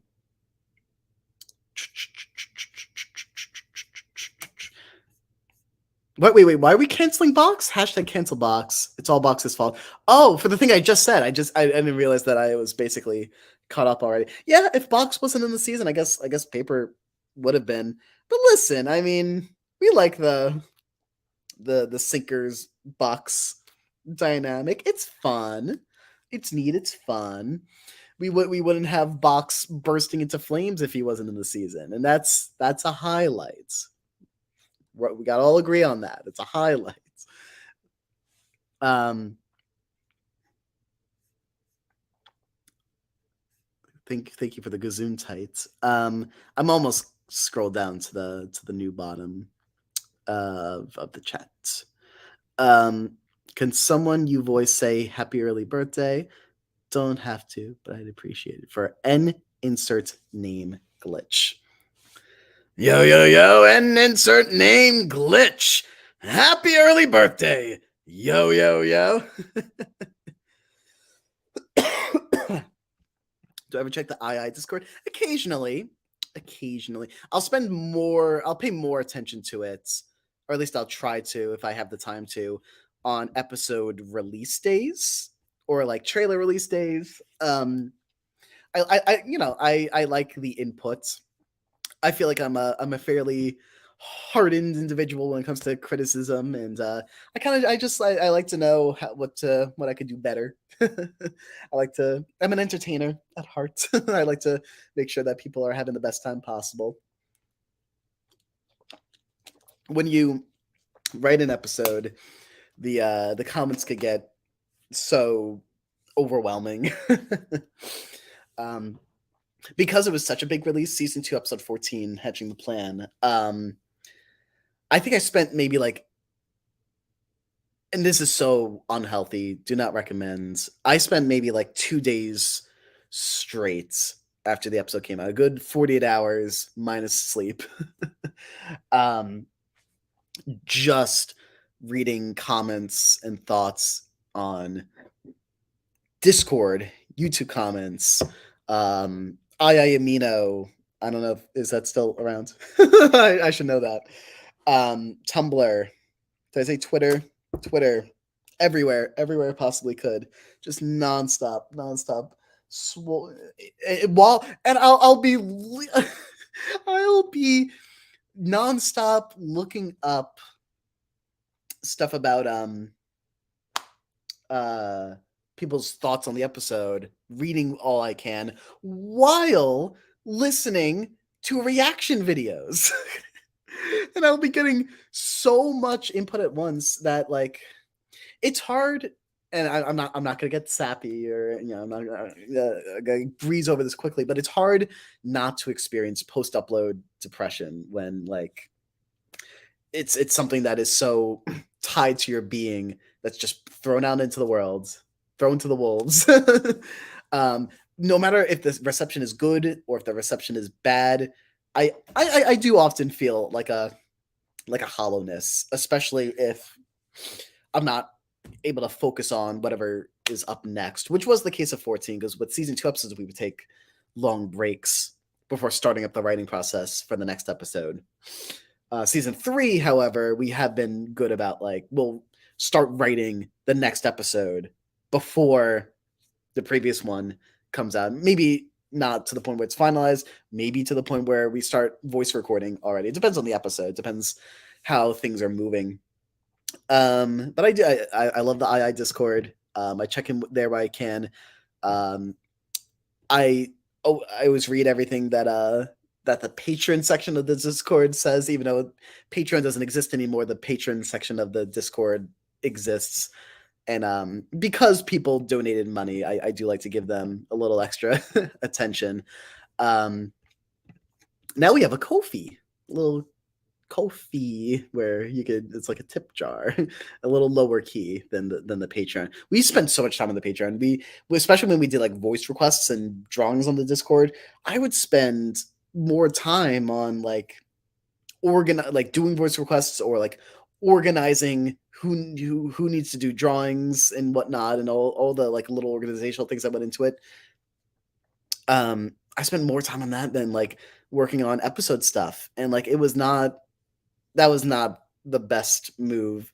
The Patreon was fun while it lasted, but for the amount of income we were making and then splitting, it wasn't worth the huge time sink that went into especially early on all the various rewards we would do. And then maybe tip from me to you, if you're working on a big thing, if you're working on something with at least a roughly sizable audience, make sure that if you're doing a platform like Patreon in which there are rewards, make sure as many rewards as possible are things that like, I don't know, you like an early access thing that could go to everyone all at once, as opposed to, okay, everyone in this tier is getting an individualized reward. That, oh gosh, those took forever, forever and ever and ever. It was fun, uh, but it did decrease productivity on the main channel stuff. Absolutely. Oh my gosh, good times though. Very good times. Um, I that is goo edible. Yeah, but it's not like edible. And he's. I'm gonna say he's probably tasty, but it'll probably also kill you, right? There you go. That's my thought. The thought could change if you convince me to make a change. um, I'm gonna jump down a bunch again. Which AI contestant would be the most likely to win Survivor? These are the questions I like to hear because I love Survivor. Which AI contestant would be the most likely to win Survivor? I mean, like, especially like you're talking like new age Survivor, you're gonna want someone who's smart enough to keep things a little close to the chest, but still have a mind for the game and be willing to make tough decisions. Um, I'm thinking, I'm thinking late season 2 soap. I feel like could kind of nail it. TBH, like a soap or a tea kettle type. I feel like they're both pretty well put together to win a game like Survivor. What do y'all think? I'm trying to think of other strong options, but those are the first two that come to mind. Who could really pull together? Maybe Knife nowadays. Maybe Knife nowadays. Um, any of the newbies from season 3. Um, maybe Bot. Maybe TBD/bot. All right. I hope 4 answers is good. Is good for this. Out of those 4, who's the most likely though? I mean, like Tea Kettle could get like a little overbearing, and she has this sweetness to her that might make people want to vote her off towards the end and be like, hey, she's winning if she makes it. If she stands in front of that jury, so let's. I'm thinking like maybe the best middle grounds of a character could be Bot. I have a lot of faith in her. Knife will probably be seen as too much of a threat. Who else did I say? Soap maybe. Soap or Bot are probably I think have the best chances of like just straight up Survivor. I'm gonna jump down again. Let's scroll down. I should probably make a rule for myself that like I should never scroll up, right? That like I should just look at the questions that are right in front of me, and if I miss them, people could repeat them because otherwise I'm just gonna be scrolling all day. So I'm gonna jump down to the bottom. Um, Justin, you were delayed, and I'm glad you're streaming. Thank you so much. I am highlighting your compliment because it's feeding my ego. Thank you. You're wonderful.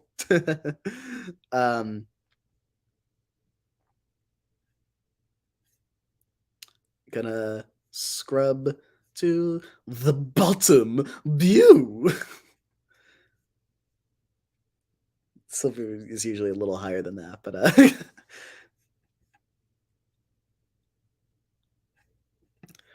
I like analysis videos. I feel like there aren't for II, right? I love watching analysis videos. I feel like there's definitely a lot more reaction videos than analysis videos. Make more analysis videos. I think analysis videos are great. I think analysis videos are wonderful for anyone who's trying to like get into the world of storytelling, whether it's as a viewer, a critic, a creator. Spending time breaking down why is this a thing? Why does this work? Why does this not work? What is the meaning of this?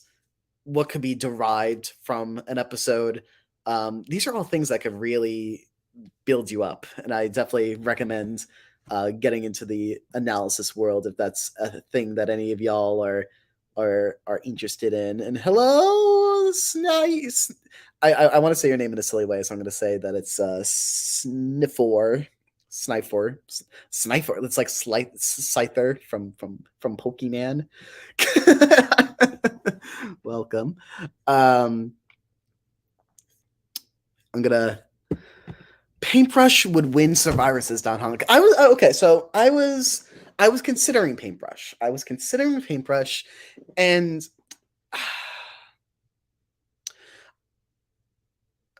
Paintbrush is definitely possible. I would feel concerned that Paintbrush might take the relationships they build a little too seriously. Honestly, I see Paintbrush as maybe a little too trusting to handle the cutthroat nature of Survivor. Maybe though, I think Paintbrush is one of the higher up options for me. I don't know if Paintbrush is like in my top 3, but close, definitely close. Okay, I'm gonna jump back down to the bottom again, because I would very much like to feel caught up, and once I am caught up, and by that I mean at the bottom, I'm never gonna scroll up again for the rest of my life. I've never seen a minute of Survivor in my life, so I can't contribute to this conversation, unfortunately. I would highly recommend Survivor. Survivor is a show that I had been putting off for years just because there's so many seasons that I'm like, come on, I'm not going to invest all that time. And then early pandemic, or yeah, I guess like maybe like late 2020, I was forced to watch one episode, the first episode of season 33, and right when it finished, I went, I knew it. I liked it. No, now I'm gonna have to watch the whole thing. Dang it. I highly recommend that season for first timers. I think it's available on Hulu. So a lot of seasons are available on Hulu. All seasons are available on Paramount Plus. You can also find it through other means, I'm sure. But season 33 is called Millennials Gen X. I think it's a fantastic season. It's one of my favorites still, and it's a very good season for people who are just getting started. There's a lot of seasons that are like, oh, we're gonna bring in returning players, or it's going to be very much steeped in like a new age rule style, so it's a little harder to recommend.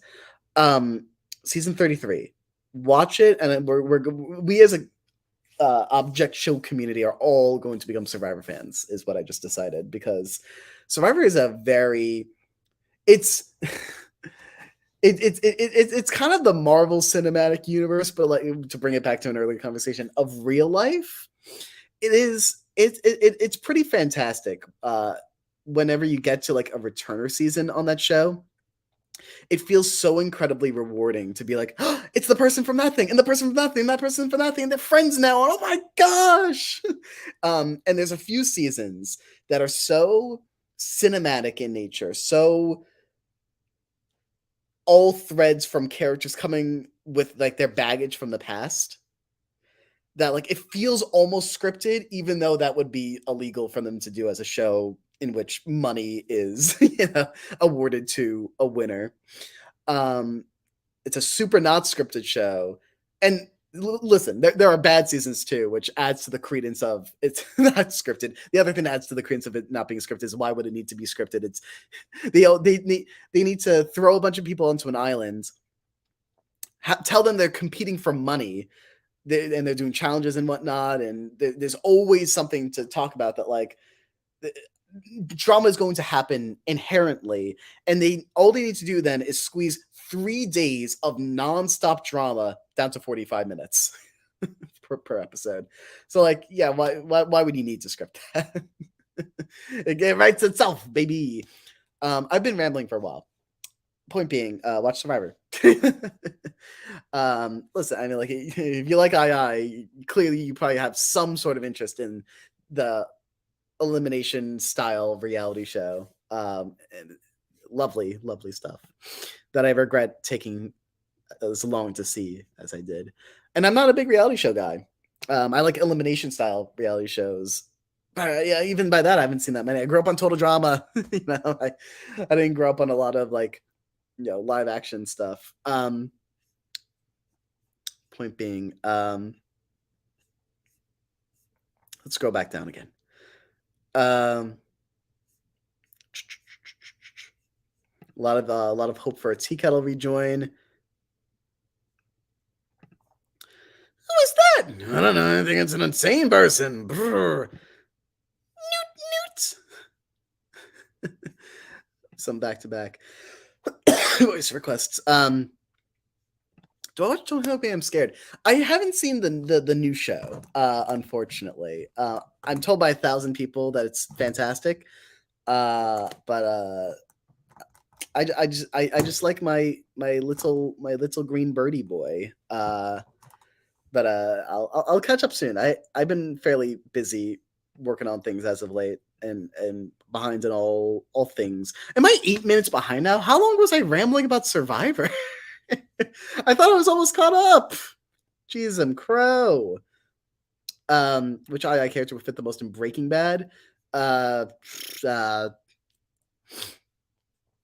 I like obviously like Knife is like an easy answer.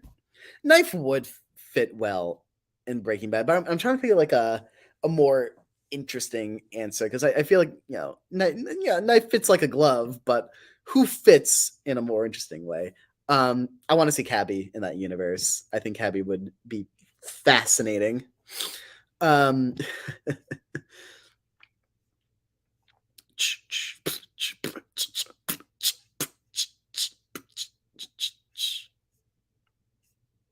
I think I scrolled back up by accident, or maybe there's just a lot of repetition in the questions. What's my opinion on Pokemon Go? Actually, I haven't played it in like a few days because I'm actually trying to like break the addiction of Pokemon Go. I've been like very nonstop tied to it for a while, trying to ease away from it at the moment. Although it is very incentivizing, or no, the word I'm looking for is enticing, because someone from Survivor 43 uh, added me back on Pokemon Go, and he's kind of cute. So I kind of wanna is that's Geo from the current season.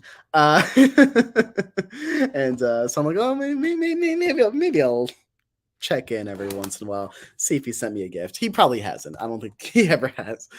Totally fine. Little thoughts.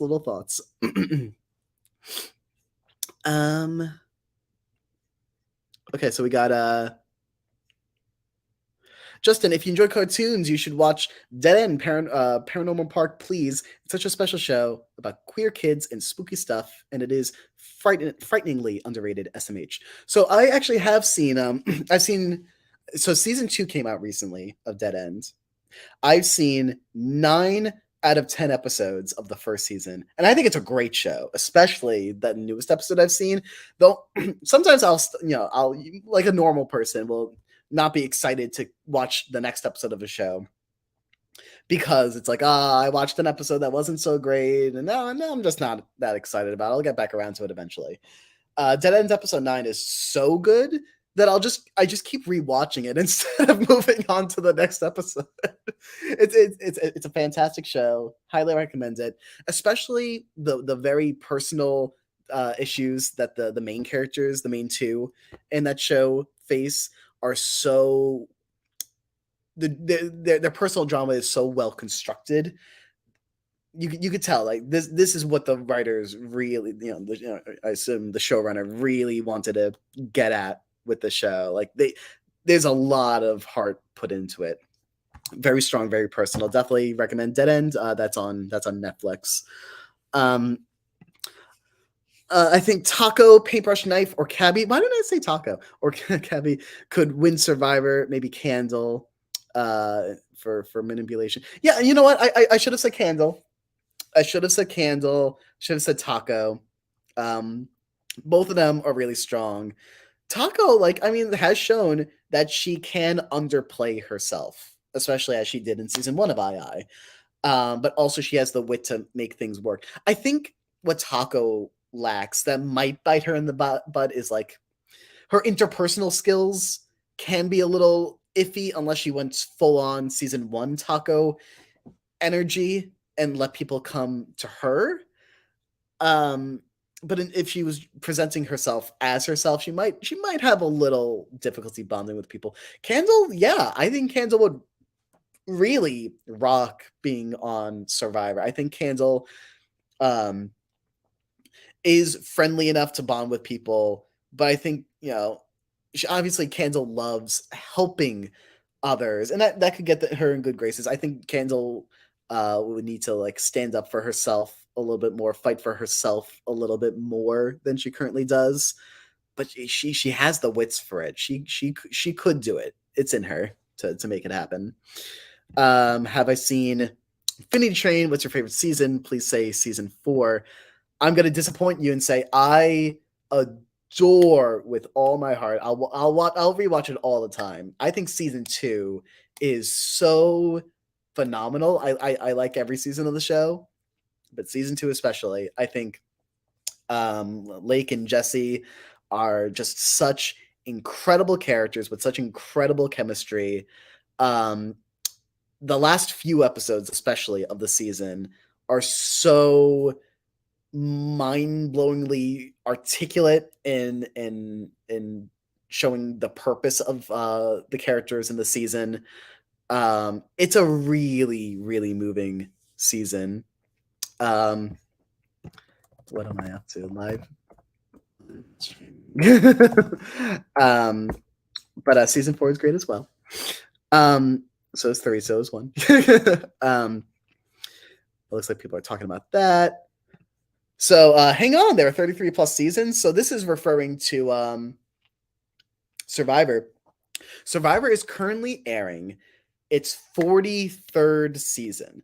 I understand if that is a little bit overwhelming.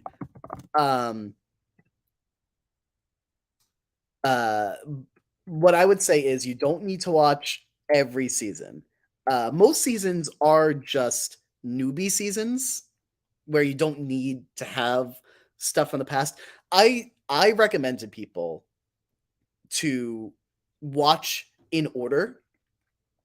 You could skip around a little bit, but go chronologically, primarily because you will hit seasons, even every now and then, where someone might be like, I want to play like this person who was a winner of a previous season. And if you know, like, I don't know, and that won't come up often, but like often, like enough that I would be a little scared to watch out of order. I watched a little bit out of order. I watched like a lot of the 30s, and then I went back to season 1, and I regretted it because season 30. I won't say which in case someone doesn't want to know, but there's a returner season in that bunch that includes prior winners, and like they talk about their history within the game. So I wouldn't, I had a lot spoiled for me for then when I went back. Point being, season 43 is airing right now. There's only 5 episodes out so far. If you want to catch up just on that season and just keep up with the show, that's a valid way of going about it. There haven't been any like huge spoilers in this season for past seasons yet. I know because I keep track for a friend while watching, so I'm very wary of it. So I could tell my friend, skip this moment in the episode, since you're not caught up on the backlog of the show. So what I'm going to do for people who might be interested in watching Survivor is I put together a Survivor expedited Google document for a friend that I'm now going to be posting in the chat. Hopefully it lets me post links on my own channel. It should, right? So this link here I should probably note Survivor or frick. I don't Survivor expedited. Okay. That link I have like color coded, like this is a season. Oh, people are jumping to it right away. This is a season that you should absolutely watch. This is a season that like you should consider watching if you want to watch as much as possible. Here's a season that I think just isn't great. You could probably skip it. And I have marked down which seasons have half of the cast or the full cast being returners. There's quite a few of each of those. I also have marked when there's a captain season, which just means there's like 2 to 4 like returning players. What happened here? It looks like where's StreamYard? Did I jump in the video? Oh, okay. Sorry, I got confused by my own little thing. But gosh, I love 33. But feel free to start back from the beginning. The show's I mean, the reason there's so many seasons is the show started in the year 2000, and they do 2 seasons a year roughly. I think the only time they missed doing 2 a year was because of the pandemic when that started. So they missed like a year or so. Um, what I like to be able to do is like, oh, it's easy to tell you when season 28 aired because half of 28 is 14. So the season came out in 2014. You can't do that with the current seasons anymore, but for most of the show you can do that. Great show. Highly recommend, especially the ones in light blue on my little chart. A lot of the popular first seasons for people, other than season 1 itself, um, um, I'd recommend, and close your ears if you don't want to know what good seasons are. Seasons 33, 37, 28. Those are all good ones to start on. 18, I would say, is a good starter one. 15 is a popular starter season.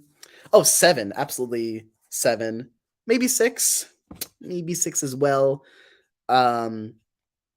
42 is the season that most recently finished, not the one that's airing right now. That's a great one as well if you want to see the new era. 42, I know, does spoil multiple past season winners in the reunion show of that season. So that one's a little bit risky. Um, all right, enough about that. I mean, I feel like I'm probably gonna lose, maybe have lost a ton of viewers by talking about Survivor for as long as I have been talking about Survivor. Thank you for indulging me. um, I'm gonna jump down a whole bunch now because I am now 14 minutes behind in the chat because I talked about Survivor for as long as I did. I'm gonna scroll down a bunch. Go scroll down a bunch.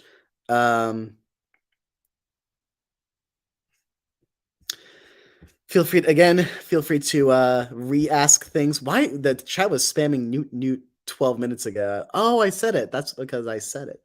I don't know what it means, but hopefully it means something nice. Or maybe it's just a silly sound, you know? Someone just gave me a reminder to stay hydrated. I'm like, dang, I needed that.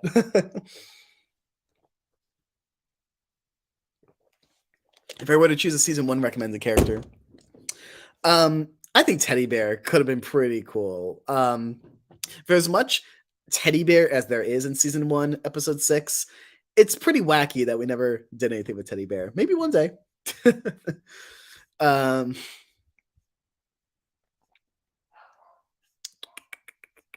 gonna scroll down a bunch. I passed by something that looks nice, so I'm just gonna put that on screen. Feel free to read it while I'm scrolling. From Woofy, Waffy Coco. But I do want to try to get as caught up. I saw someone said Steven Universe. Justin, I've seen you repost Steven Universe posts on Twitter. What's your favorite? You mean my favorite show? I guess Steven Universe is probably my favorite show. But it's up there with Airbender and Breaking Bad and and their successors. And now Survivor. Survivor got up there real quickly. Invincible. Oh my gosh. Anyway, there's so many shows. I'm definitely forgetting ones I adore. Point being, favorite season. It's so close between 2 and 3, which is funny because they were written initially to be one season before Cartoon Network meddled with that a little bit. I'm gonna say 2. I think 2 has a lot of the hardest hitting stuff between the Peridot arc, the Sardonyx arc. Um, you got your Sworn to the Sword in there, and We Need to Talk, which are both so high tier episodes. But season 3 is so good as well. Season 3, you got like Mr. Greg, Bismuth, Earthlings. Like you got the culmination of the gem drill stuff. Yeah, there's so much. I like the show. Carry on. Highly, yeah. And obviously, Steven Universe was a huge inspiration for the II team when it was in the real still. It still is for me. Um oh StreamYard jumped me down, and now I'm like, oh no, I missed stuff. I'm going, maybe it's okay that I missed stuff. Maybe I should just catch up. Maybe I should just catch up. Maybe I should just be caught up on the chats. Now I'm currently 4 minutes behind trying to catch up as much as I can. I already answered that about Steven Universe.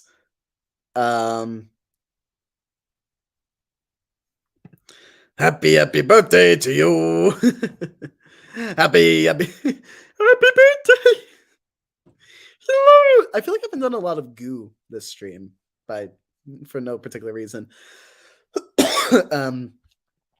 That's why I coughed.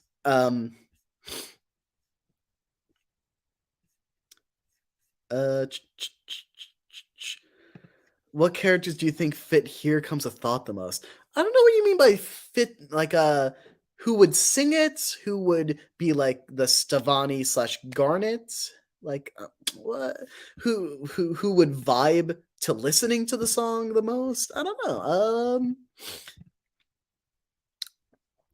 Let's think. Paintbrush needs it.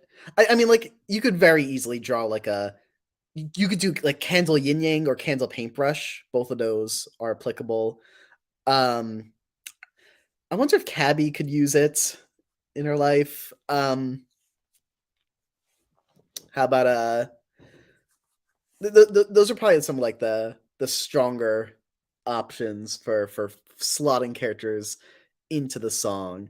I do think the concept of goo giving someone the Here Comes a Thought treatment in the Garnet spot is really funny to me. Okay, now I'm almost caught up.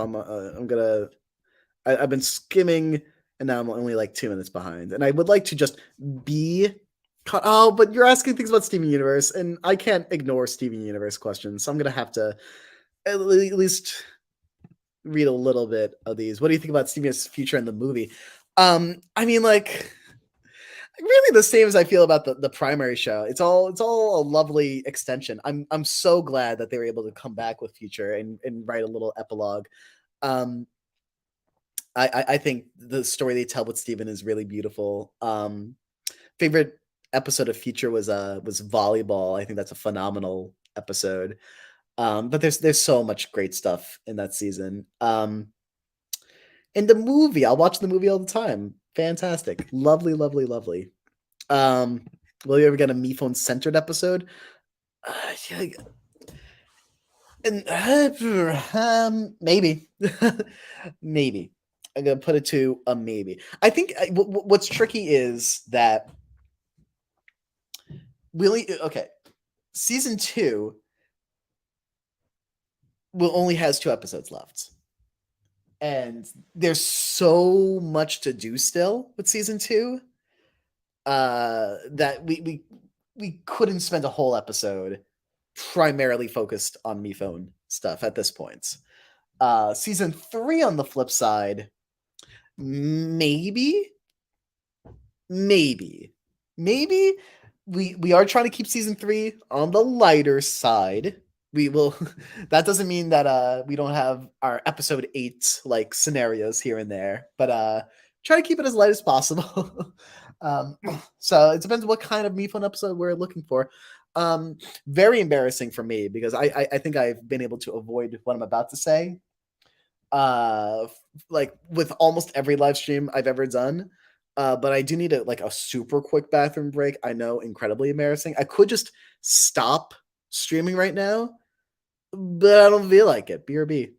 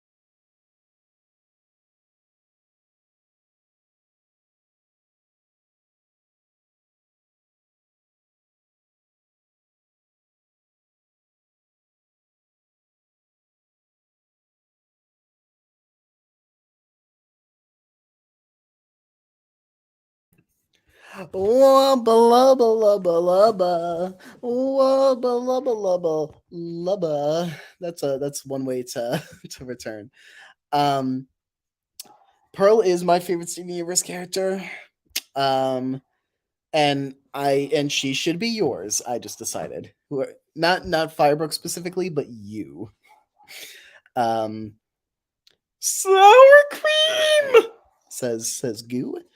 Um let's catch up a little bit. Steven Universe and bathroom break ruined me clearly in terms of trying to almost catch up. All right, impressions of other II characters. Let's okay. Um how about I feel like I need like asks specifically. I mean, I have a whole video on myself auditioning for II season 1 and season 3 characters. So if you want to hear the alternate universe in which I get casted in those roles, feel free to listen to that. I'm so bad with impressions. Who do I even I used to have such good bow impressions when my voice was a lot higher. Oh my gosh. I had it spot the heck on. Hi everyone. Oh frick. Hi everyone. Can I interest you in like a chair? A chair. A chair. No, definitely not. Uh, um, it doesn't help that my voice has been shot as of late when I try to do that. I feel like I could try to do a yin yang impression, but it's just gonna come across as offensive. I can't do an accent. I'm Nickel. That's my Nickel impression. I think I do an okay balloon. Oh, come on! What? What? Soap water flower, right? You have flowers. I mean, like it's not great, but like, I used to do a really good marshmallow as well. Let's see if I could tap into that. So what hi everyone. Apple, apple, apple, apple. So what kind of fun things are we gonna do to try to get to know each other? Apple, apple, apple. I can't. Yeah, maybe if I warmed up a little more. Maybe if I warmed up a little more. um, yeah. Hi, Jordan. um, we're gonna catch up a little bit. Oh, now I'm up to the here comes the thought stuff from a few minutes ago.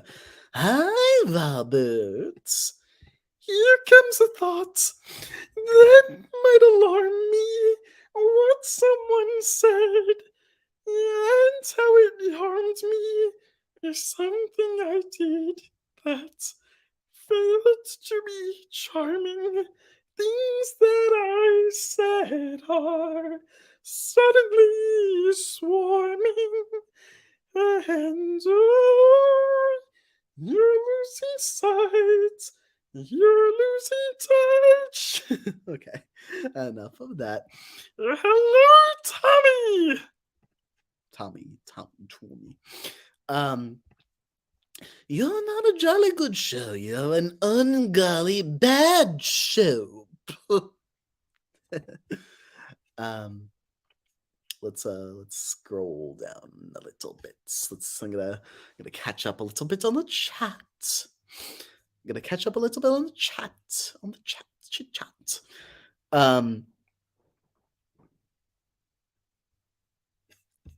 Let me just scroll down to the bottom. We could start fresh. We could we could start fresh because I'm a good 5 minutes behind.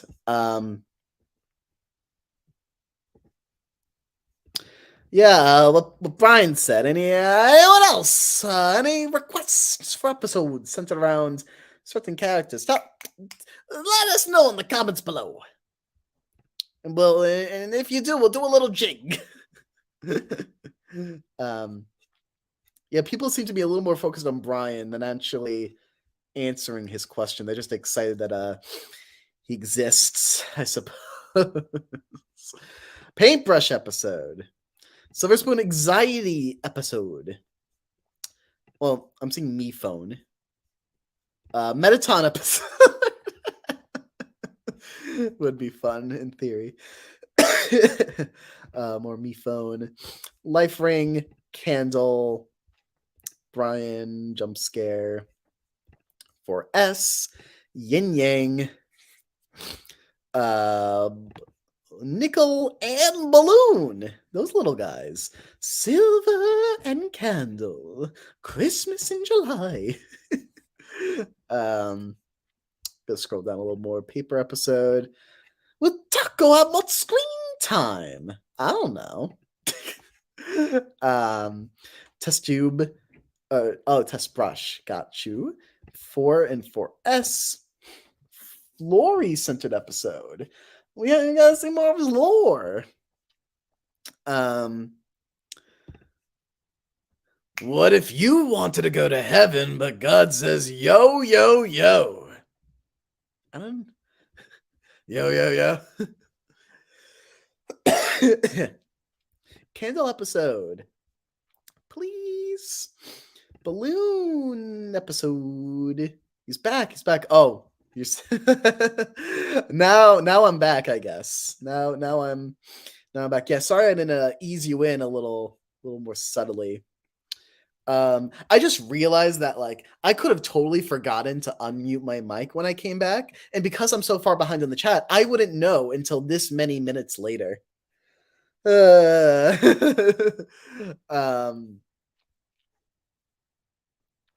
Inner flame argument, and then nothing, Brian. We need more.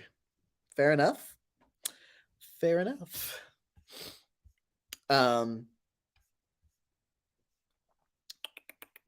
Sour cream based. I already did Jolly Good Show. How did I get 5 minutes behind? I feel like I'm scrolling through these quickly. Thank you. I worked very hard on that audition video. Okay, I'm gonna jump down a bunch. Let's jump down a bunch of questions. I did the hi Jordan earlier. Hello. Wait, why are we talking about marshmallow? Wait, what do we talk? Oh, I was this when I was saying I might need help on choosing who to do impressions of? I did Marshmallow though, so we got apple, apple. That's a little better. Um,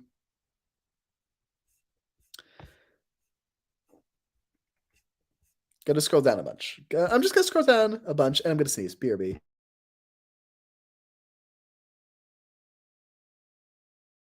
That was an awesome sneeze. You had to be there. I'm gonna scroll down to be in the present, but again, as I always say, feel free to ask things more than once. I'm seeing a lot more about we want episodes focused on this kind of character, so this is good to see.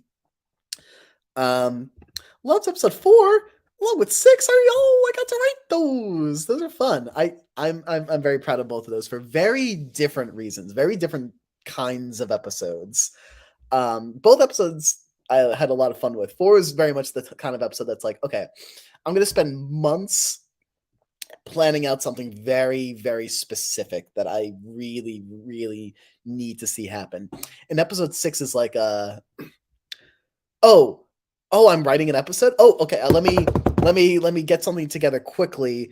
I'm not going to have as many big ideas going into it, but I'm going to try to take a few ideas and make them as fun and zany as possible. So two very different approaches to putting together episodes, both of which I'm very happy with how they came out. I think 6 is so break fast that like it's a very easy rewatch, whereas 4 I think is just such a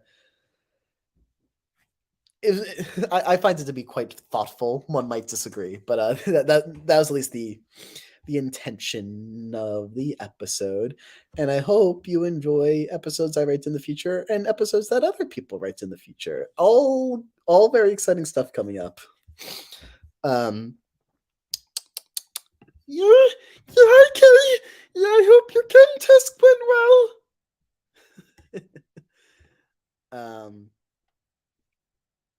And we have you ever had a dream that you would you do you want you could okay, I see what the purpose of this now. Okay, let me restart it. Have you ever had a dream that you would you had you want you could take your time, take your time. It's sure I have all day. Spit it out. Um Oh, I saw so many people saying bless you, and I'm like, oh, you did I say something that you liked? And then I realized, oh, they're saying bless you, like a sneeze from earlier. um thank you for all the blessings. I feel incredibly blessed today. What if an music number? Musical number is a very good thought. Would love that one day. Would like to see a TBD episode. And what's my favorite comic? That's a gruff favorite comic. Um, I think my favorite is Butterflies. I really like the Butterflies one. It's either the Butterflies one or Snowbow. I think both of them are fantastic, and very warm and endearing, and really gets to do really thoughtful things with characters that we don't get to see very often from them. Um, I love Snowbow for establishing what purgatory life looks like, but also like being such a great Apple portrayal.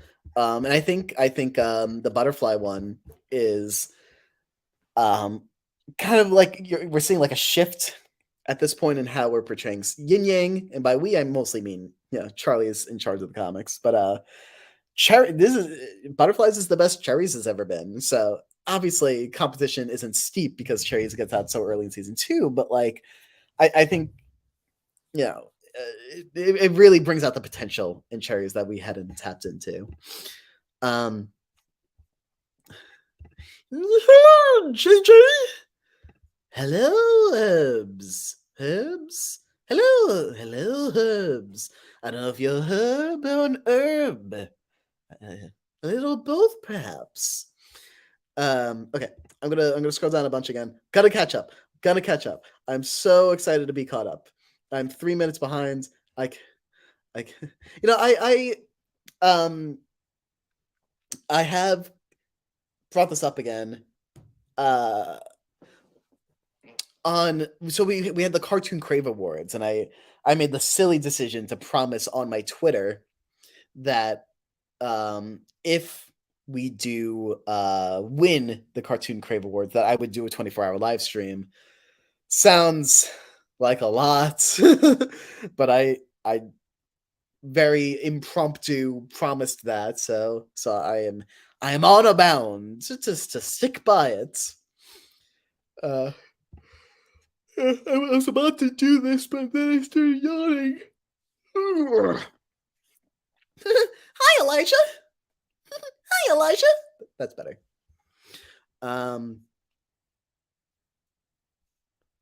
Okay. I'm gonna scroll down a bunch. You're doing amazing. I'm proud of you. You're doing amazing. I'm proud of you. There we go.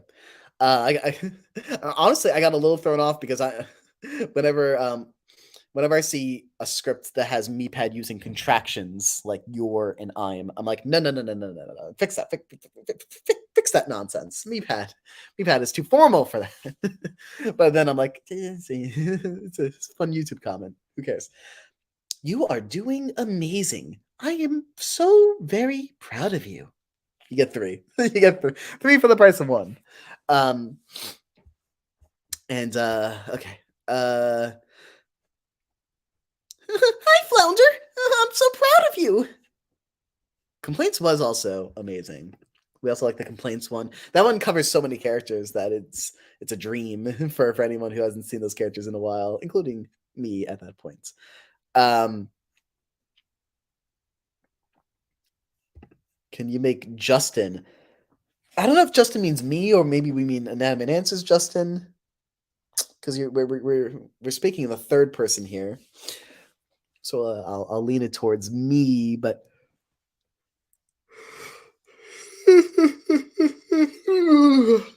another yawn. Whoopsie whoops. Maybe I need more sleep.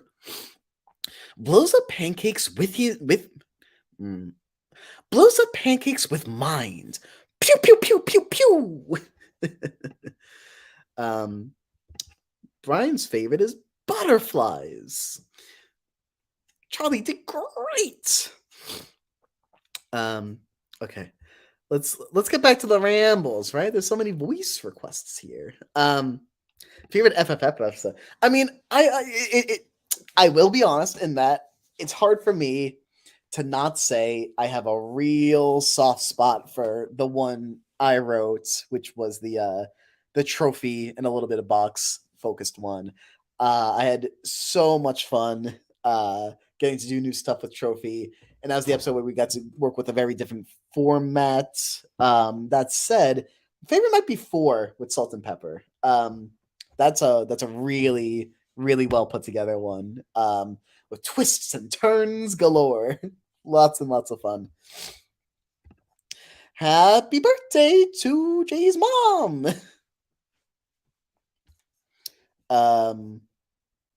Okay. I'm gonna scroll down. I'm gonna catch up. I'm so close to caught up. That is so absolutely exciting. Congratulations on being you.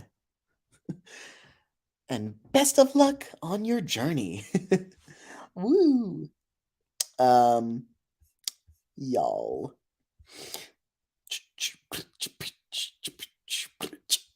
Pew, pew, pew, pew. I'm like 1 minute behind. I'm only 1 minute behind. Should I just go to the bottom now? Oh, we like the trophy one. I'm glad we like the trophy one.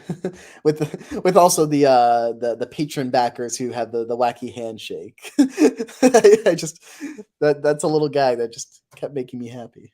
Um,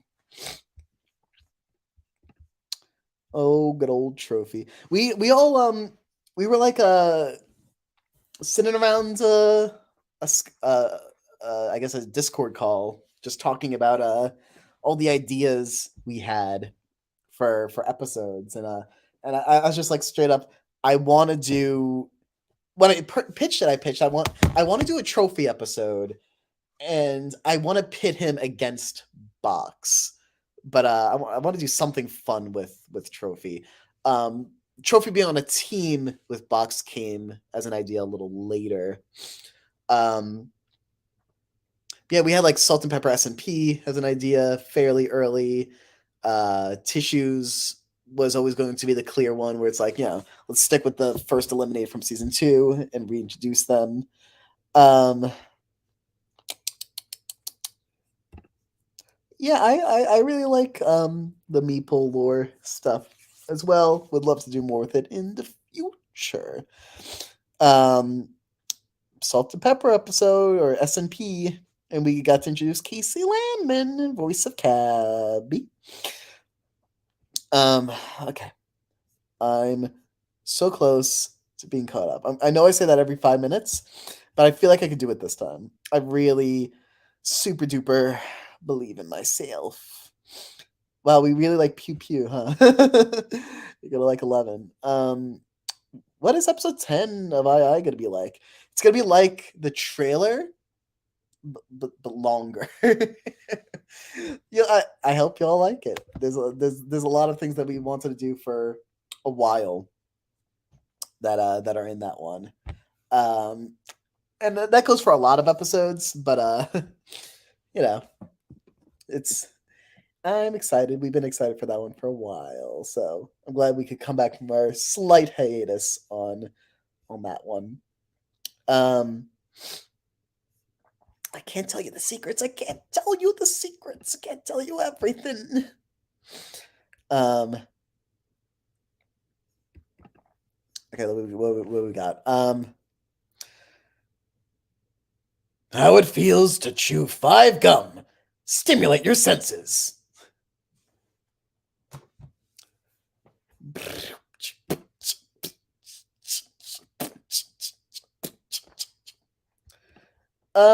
Soon, maybe. I don't know. Sorry, I wish I could be clearer with answers, but I'm not supposed to be clear with answers. No, not a particularly long one. I mean, like, well, trailer, yeah. Trailer's just a mini version of the episode, baby. That's how we go with trailers. I don't know. Is Yin Yang in episode 10? You're gonna have to find out. You're gonna have to find out.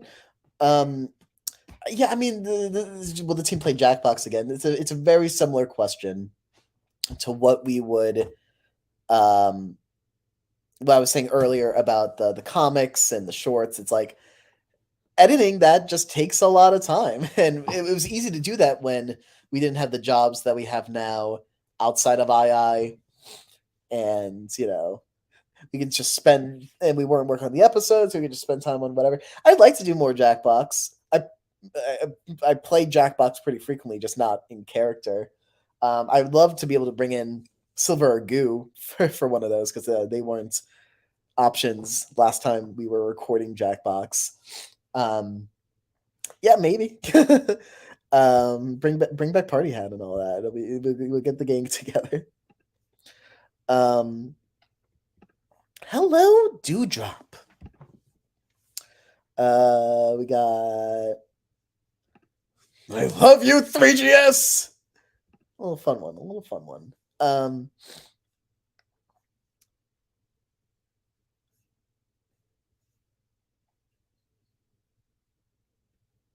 Okay, I gotta figure out what this is all saying. Goo intimidating. Pew pew.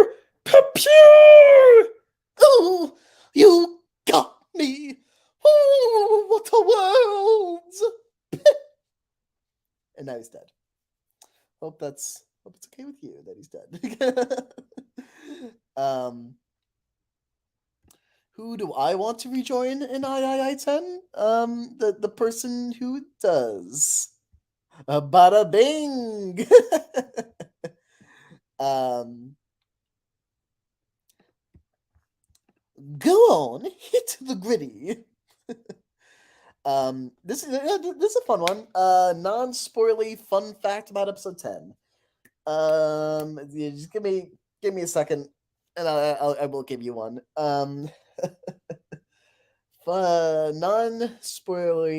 Spoilery fun fact about episode 10 is I'm trying to like think of like every character, every element of the episode. How about non-spoilery fun fact is that a challenge that we considered for a long time that did not end up happening in 10 was all about climbing a tree. How about that? Climbing a tree.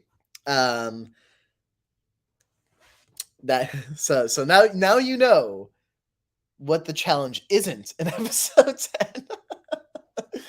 That'll narrow it down, I'm sure. Um hello, it's Arya. Okay. I legitimately will be caught up again. Still am not. Still am not. Paper's Waffle Business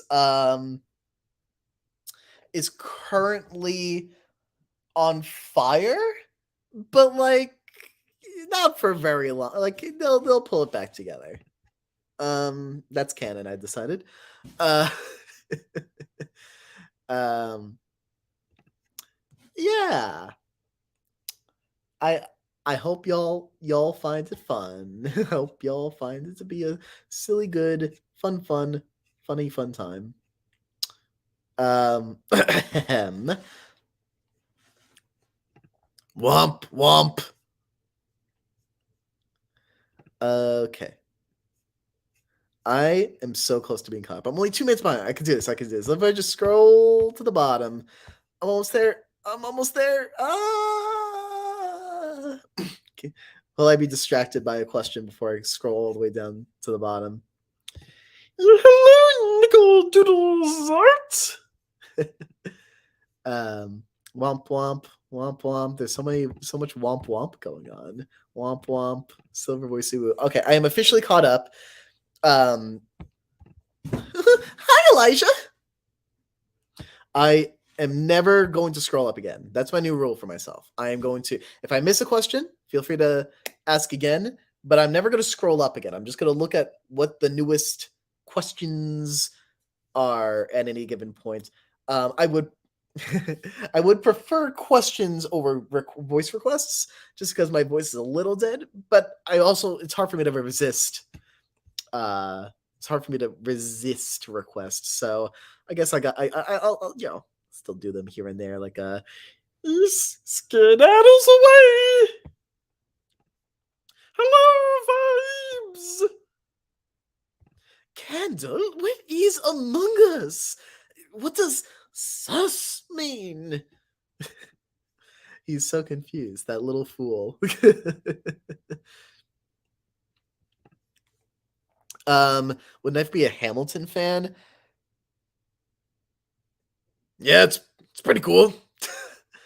Knife like the historical elements of it. I feel like he would be one for the arts. He wouldn't like sing it in front of you, but he'd hum it in private. How long is the stream gonna go for? I don't know.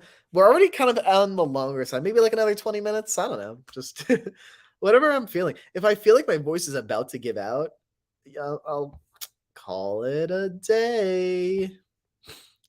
What's my favorite cereal? Yeah, I shuffle around cereals pretty often, but right now I'd say I've been having a lot of these like honey oats Cheerios, not honey nuts. That would kill me. But like these like this like a honey honey oat Cheerio, like they're good. They're good stuff. I like having my candy breakfast. Eat healthy, y'all. Um, yeah, no, yeah, in flames. Yeah, it's on flames right now. Yep. um, I have an adorable little Havanese poodle or a Havapoo named Mia. Um, she's an actress. She's great.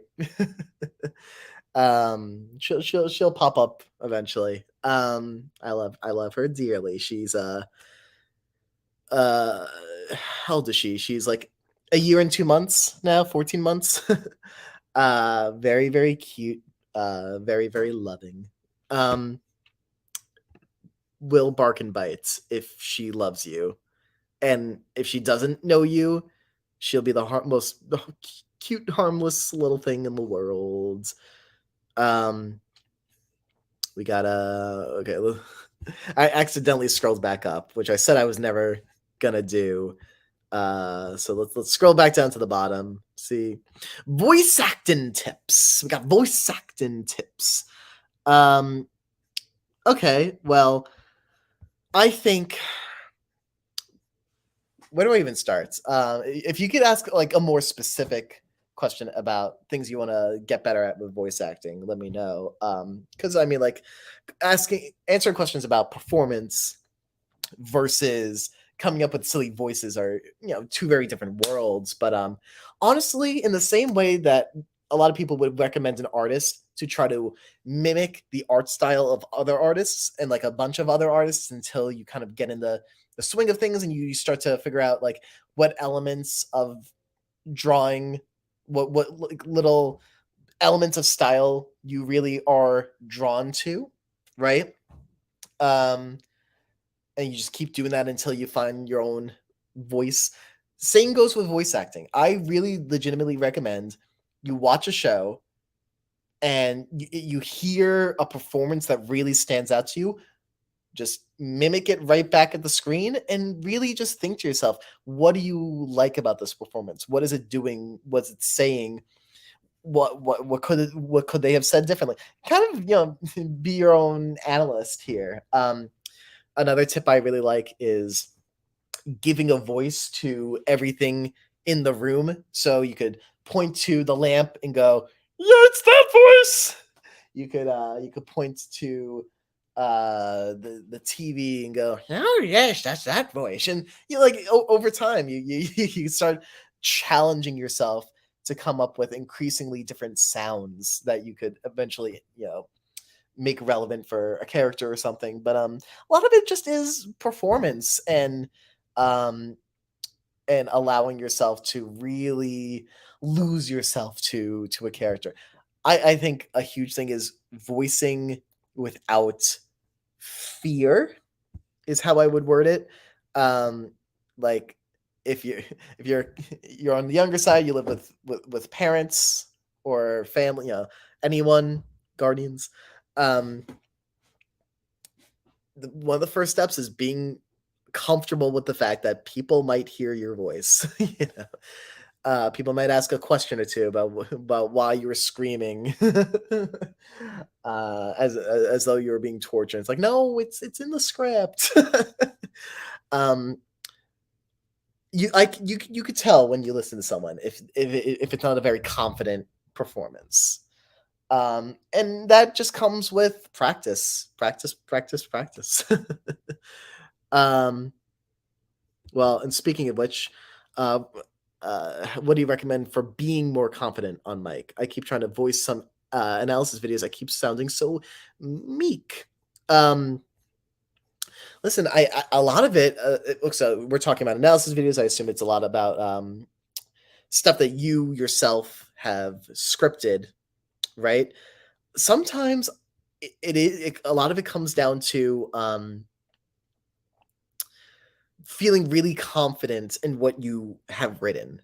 If you feel very strongly about what you're saying, it could you could put yourself in a position where you feel as though you're just talking to a friend when you're talking to a microphone. That is common practice to imagine you're just in conversation. That's what I'm doing right now. I'm just splurting words to the world, and I don't I think this would sound like a perfectly fine and confident vocal performance. I surely wasn't always able to do this. Again, it's a practice thing, but forcing yourself to be loud in a sense does help with the confidence. If you have like just a certain volume level that you're always needing to reach, it might feel silly, but eventually you're just going to be projecting so much that you get into the rhythm of it. Again, just do it again and again, and even pretend to be confident until you are confident. Whatever works. If you do something enough times, you will become more confident in it. And practice how you say things before you're talking into the microphone. You know, um, but don't treat the microphone any differently when you turn it on. Um, let's I keep allowing myself to scroll up a little bit. I'm scrolling back down. Feel free to re-ask questions, but I'm now down at the bottom. Candle, Candle, stop saying ooh. You're freaking me out.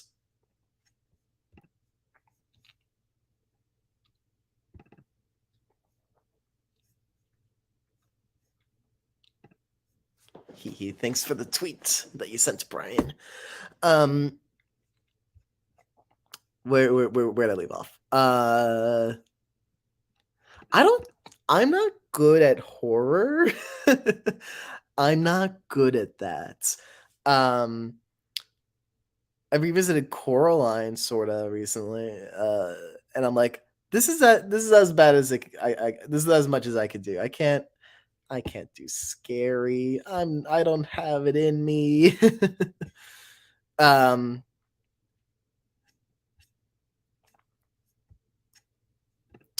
well, whatchamacallit?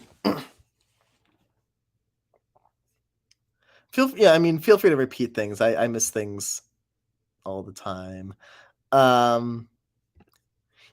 have 17 alternative accounts. You will never know my main. My favorite pastry, like a cannoli. I like if you get like an Oreo cream cannoli. Oh my gosh, the dream. Anything with chocolate though. I've never said no to chocolate in my entire life. um, which of the anime characters would buy useless stuff because they're silly? Um, like the obvious answer is light bulb, right? Light bulb, yin yang for sure, and I mean both of them. Let's be clear here. um, who else? Bot. I'm gonna say bot more than bow. um, cherries, absolutely cherries. These are all the answers. I've given you every character ever. Um,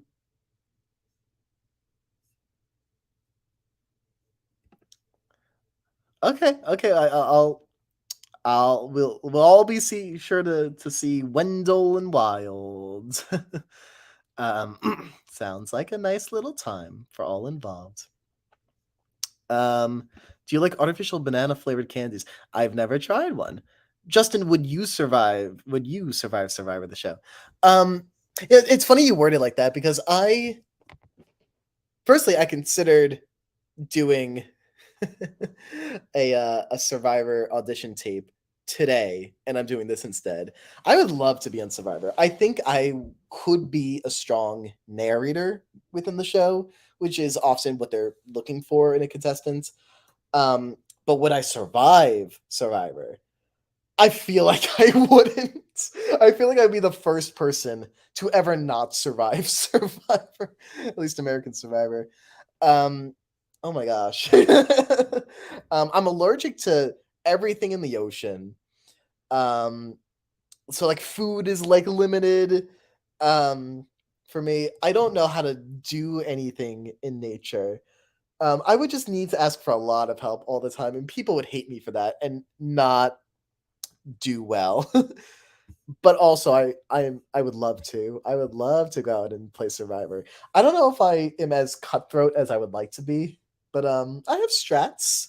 I have concepts and strategies in mind. Um, what, what if I'm pitching this to y'all? I go out in Survivor and just do the knife voice the whole time to like kind of like establish dominance, you know?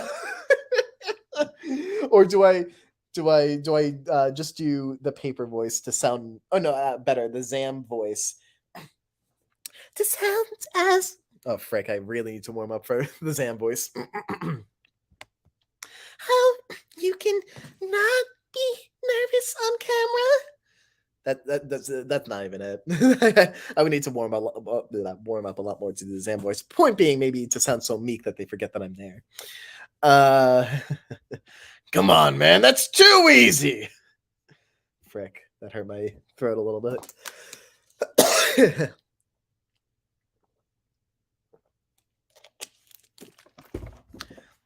Another voice acting tip is just do a lot of vocal warm ups, especially if it's a you're gonna be talking for a while or it's a strenuous voice. We don't have a date for the next meetup yet, but we're probably gonna stick to summer.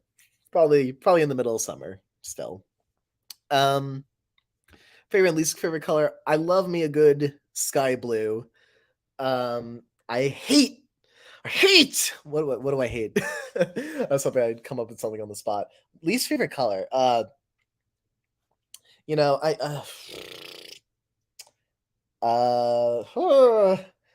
do I dislike any colors?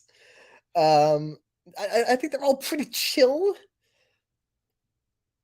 Like I don't know, like I could say like a vomit brown, but like yeah, like whatever, right? I think all colors are cool.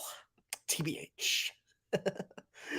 um, okay, I'm gonna scroll back down.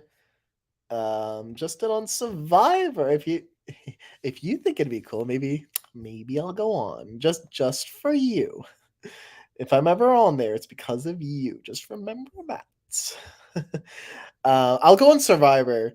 I'll force myself to be a contestant on Survivor. They won't, the casting people won't have a choice. If I could get all the II community people into Survivor, I'll tell Survivor, I got you at least 5 more Survivor fans, 5 more viewers. So you owe me a lot. You got to put me on your show, on your picture show.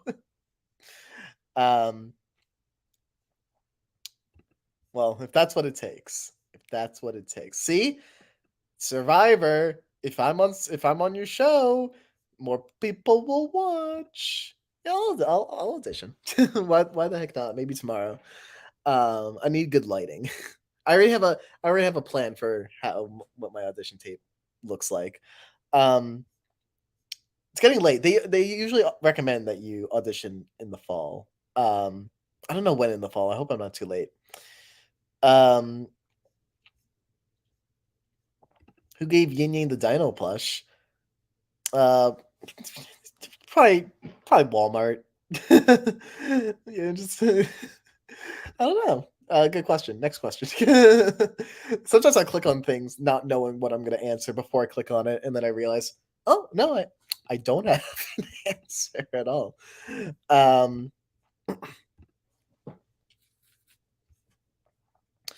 Let's see.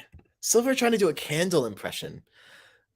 um, oh, let me look at my magical lava volcano and get to the inner flame. I'm gonna fly now. Oh, goodbye. Wonder Hoy. I'm gonna scroll down a bunch. Gonna scroll down a bunch. Gonna scroll down a bunch. Save the stream. Save the stream from what? What am I? Oh, like so the stream doesn't get deleted. I don't.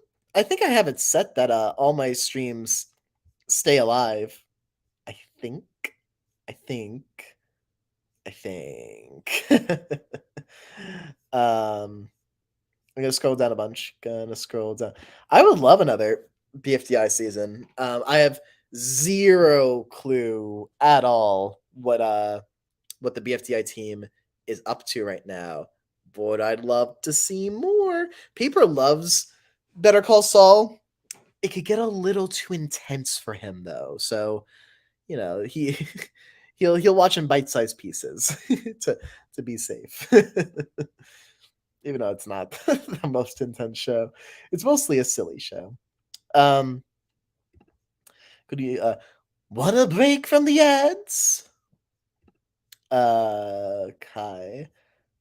Petition for Justin Chapman on Survivor. What will happen in episode 10? There will be a challenge.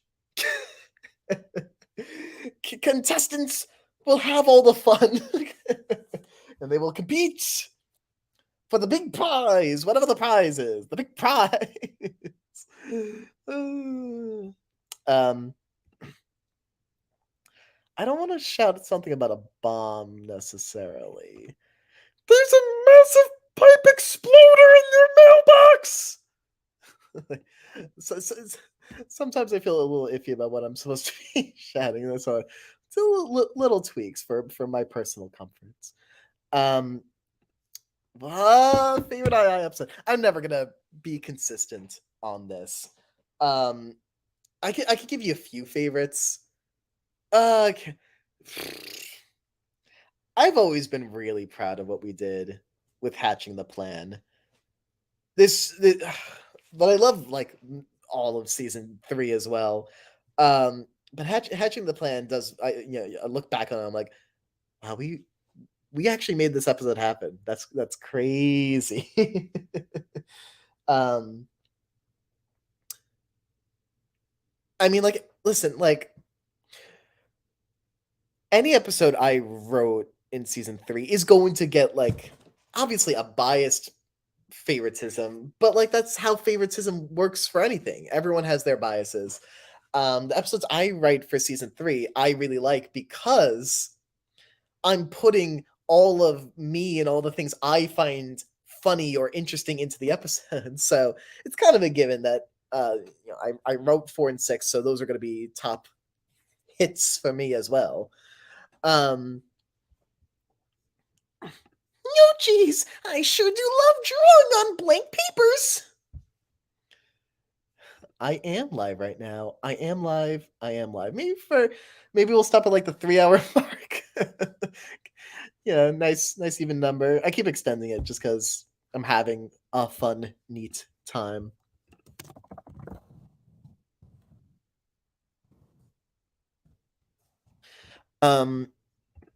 How do you do Knife's rough voice without hurting your throat? Literally every time. Can't imagine. Yeah, again, a lot of it is warm-ups. I did do like some little warm-ups. Before the stream started. Just give me 1 second.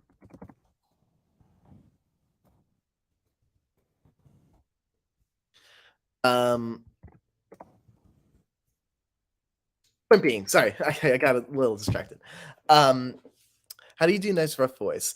I mean, carefully. That's the word, right? If you're doing a voice like Knives for some reason, okay, like take honey, take whatever you can to soothe your throat. I'm kind of just used to it. Like it used to hurt me more than it does. And I don't know what's changed. Maybe subconsciously I've altered the voice to make it as non-painful as possible. I mean, like, listen, I think the voice is better now, but like nonetheless, like you look back at season 1 and like I remember whatever episode Marshmallow gets eliminated in season 1. Um and then and Knife has like a cameo where he goes, "Hello, Marshmallow, welcome," as she arrives in Idiotic Island, and she screams, "No!" Um, I remember being so excited to do the Knife voice because it's been months since I got to do the Knife voice. It's been so many episodes since Knife's been gone. So I guess subconsciously my goal became I'm gonna make this the longest line possible to eat up all the seconds of screen time I can. So it turns into and that's kind of the vibe of the voice at that time. Hey, Marshmallow, welcome. Whereas now it'd probably be more like, "Yo, Marsh," like, and so sometimes you want to be indulgent with your vocal performance. When I think of Purple Face, that is an indulgent performance, but I have so much fun with it. That's less for screen time and um and more for being silly. I got to scroll down a whole lot. It looks like how did I fall this far behind? Or maybe I scrolled up. What the frick happened? For clarity, I said frick. This is a incredibly PG little thing, except for when I get voice requests that involve death. Uh, can we have a silver spoon? Ho ho ho.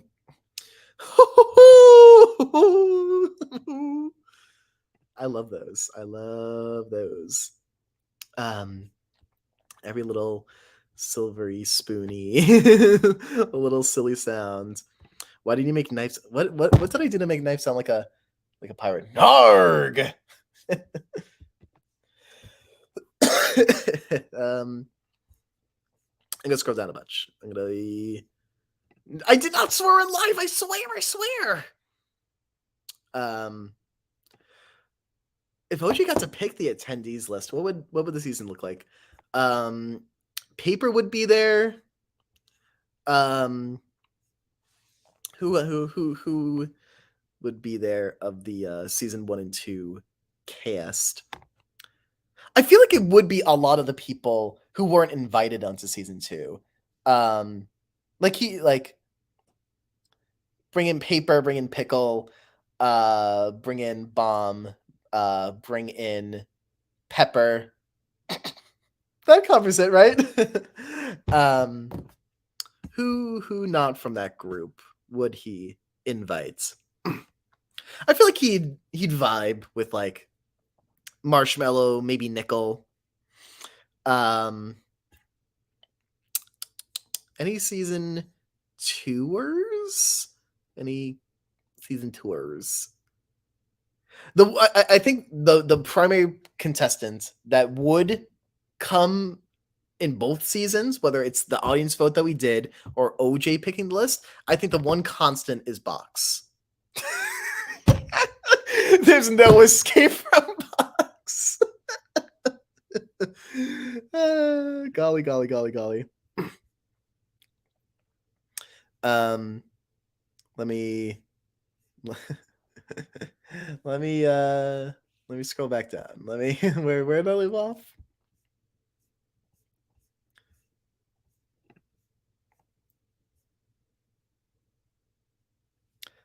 You missed Bomb. Bomb's pretty neat. I'm curious what we would have done with him in current era. I don't know what oh wait, what just happened? I don't know what Micing and Monsters is. Can I escape from Box? You know, I don't do Paper and OJ share a hotel room? I don't know. I feel like we put together a list of who's roomies with whom a while ago. Sorry, we're making dinner plans. And I feel like either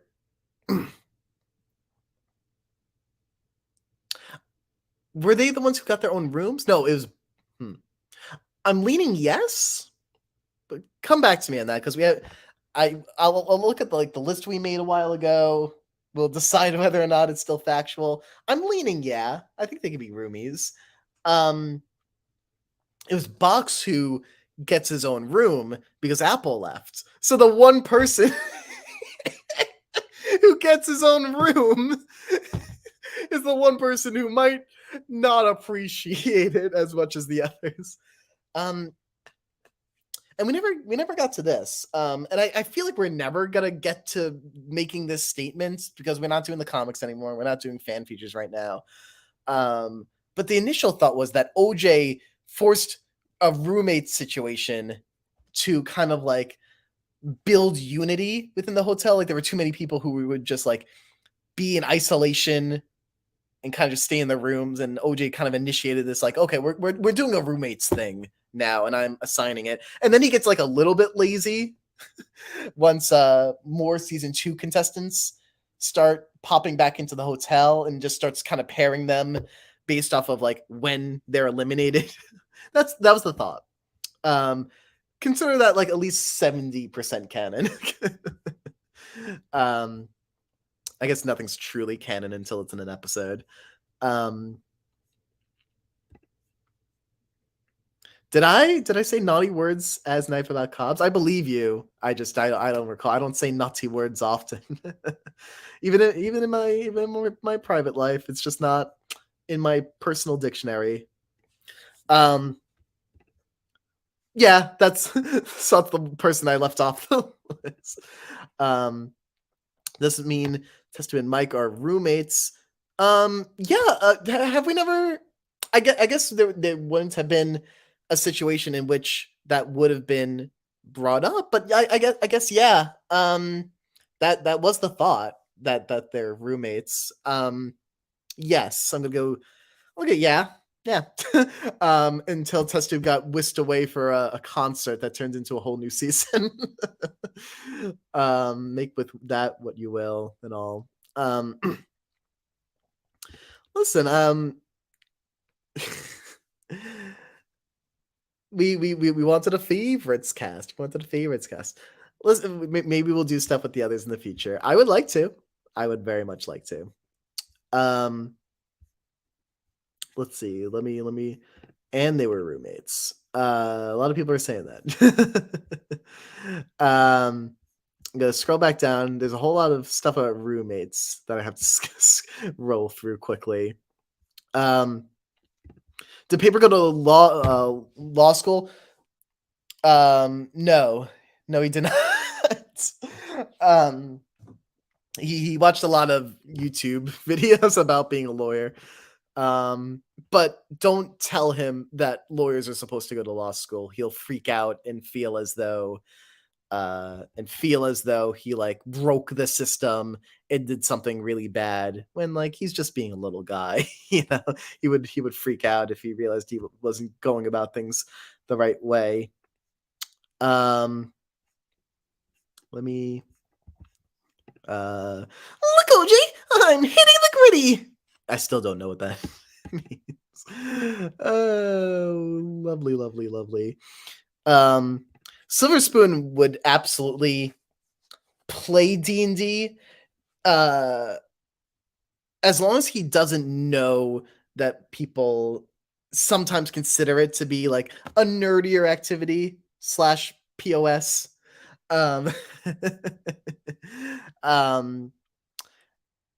He wouldn't even like really consider it role playing, you know? He would play himself, but just like a super powered version of himself, and then act as though that's just how it is in real life.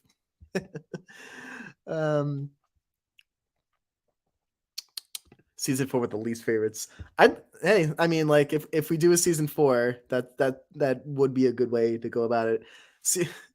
Season 2 and 3 could be the conclusion. Like, it would make sense. We'll see. I mean, we'll see. We have an ending in sight, you know. So, why is Yin a scrawny little pudding boy? Have you met him? Nothing screams scrawnier and little and puddingy-er than Yin. Fact. Um, we'll do another gritty. Look, Candle, I'm hitting the gritty. I almost did that in the knife voice by accident. Another day, another sleigh.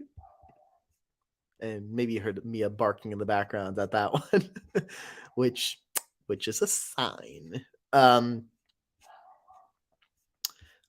I'm just gonna scroll to the bottom. I'm just gonna scroll to the bottom. I'm not gonna. Yes, and all the traits that are associated with a Mary Sue is how Silver kind of just sees himself. So yeah, that makes sense. Mike, this is a backstabber. No, you can't be friends with her. Ah. I'm gonna scroll down to the bottom. Yeah, I don't know either. I don't know. I'm not in with it. People will probably play Fortnite. Yeah, I mean, Peeper's not great at video games. Fortnite is a good game, I feel like, for all audiences, whether professional gamer or not. There's plenty of fun to be had, no matter what.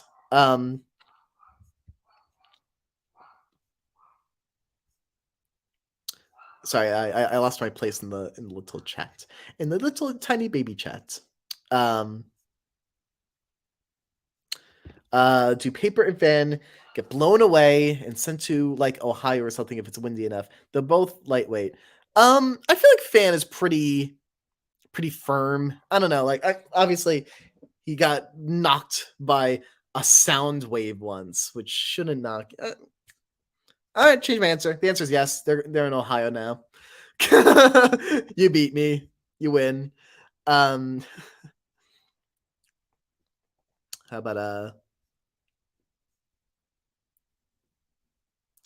golly. Feel free to ask me a question that's going to send me into a long scrambling ramble about something. I just decided that that's what I'm in the mood for. We're probably going to end the stream in 3 or 4 minutes, I'd say. End at a nice even about 3 hours, which will be the longest stream we've had on this silly little channel. Is that I guessed Ohio. Hi, Ohioan. Yes. That's the one nonsense canon you're getting out of me today.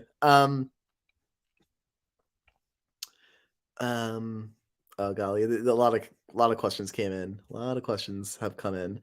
I appreciate this. This is a good headcanon.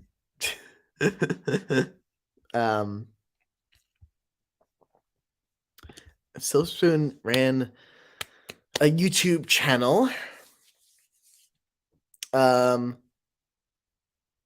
What would he post? I feel like he would just do like inspirational videos, like getting that royal advisor vibe out, but like he would inadvertently just try to inspire people to do things that only benefit himself, like treat those who are silver with respect. Love yourself almost as much as you love spoons. Like he would always find like a roundabout way to connect it back to himself. Did you pick characters for season 3 based on the poll, or were they picked out beforehand? Entirely based on the poll. 100% the poll. Granted, we put up the poll with the mindset of, okay, we're not bringing back the season 2 final 4. We're not doing Taco, we're not doing Microphone. We were on the fence about Bo, which is why Bot came to be. I think otherwise anyone would have been allowed in, unless I might be forgetting someone. But yeah, it was just based off of the poll. We just wanted to get the characters in that people would be the most excited to see. Like some people are saying, it would have been fun to go with the characters who haven't had enough to do as of late. maybe in the future. I think both lead to a good season. Um, but at least we have, all the season 3 newbies that are there to come up with entirely new stories. And with the season 2 returners, it's nice to see them in very new scenarios. Yin Yang, for instance, feels like a new character to me. Like, might as well be a season 3 newbie. Almost hit exit on the on this tab that I'm streaming from. Ooh, whoopsie whoops. Okay. We're gonna wrap in like a minute or two. Where are we gonna how are we gonna wrap this? What epic? Your royal advisor has a gun. So let me scroll all the way to the bottom and see what's going on here. Why did Taco not get in? Next question. Sometimes I click on something and not know where I'm going with it. Are you proud of I episode 10? Super proud. I'm really happy with how that came out. I mentioned earlier, it's the script that we've had with the fastest turnaround time because we had deadlines to meet. Whereas I'll give you a little insight. The episode 11 script is not finalized, but is in pretty good shape right now, like pretty close to finalized. And that script has been written for like a week or so. So whereas episode 10's was like, right on Saturday, notes on Sunday, sent out to actors on Monday. So that was a speed run, but like even I like listen, I don't think it would have been all that much different if we had more time. I think I think it came out pretty sharp. I think. I feel free to say otherwise when the episode comes out. But I do think on that note, on that looking forward to season 10, oh my gosh, episode 10 notes. We'll wrap things here. Maybe I'm considering doing another one of these maybe next weekend where we could actually talk about episode 10 instead of me just alluding to it. So I'll instead of me torturing you with episode 10 stuff, I'll torture you with episode 11 stuff. So on this season 10 canon note, we're gonna wrap things up. Thank y'all for showing up. You've been delightful. Goodbye, y'all. See you later. Big hearts. Whoa. Oh, I gotta hit end.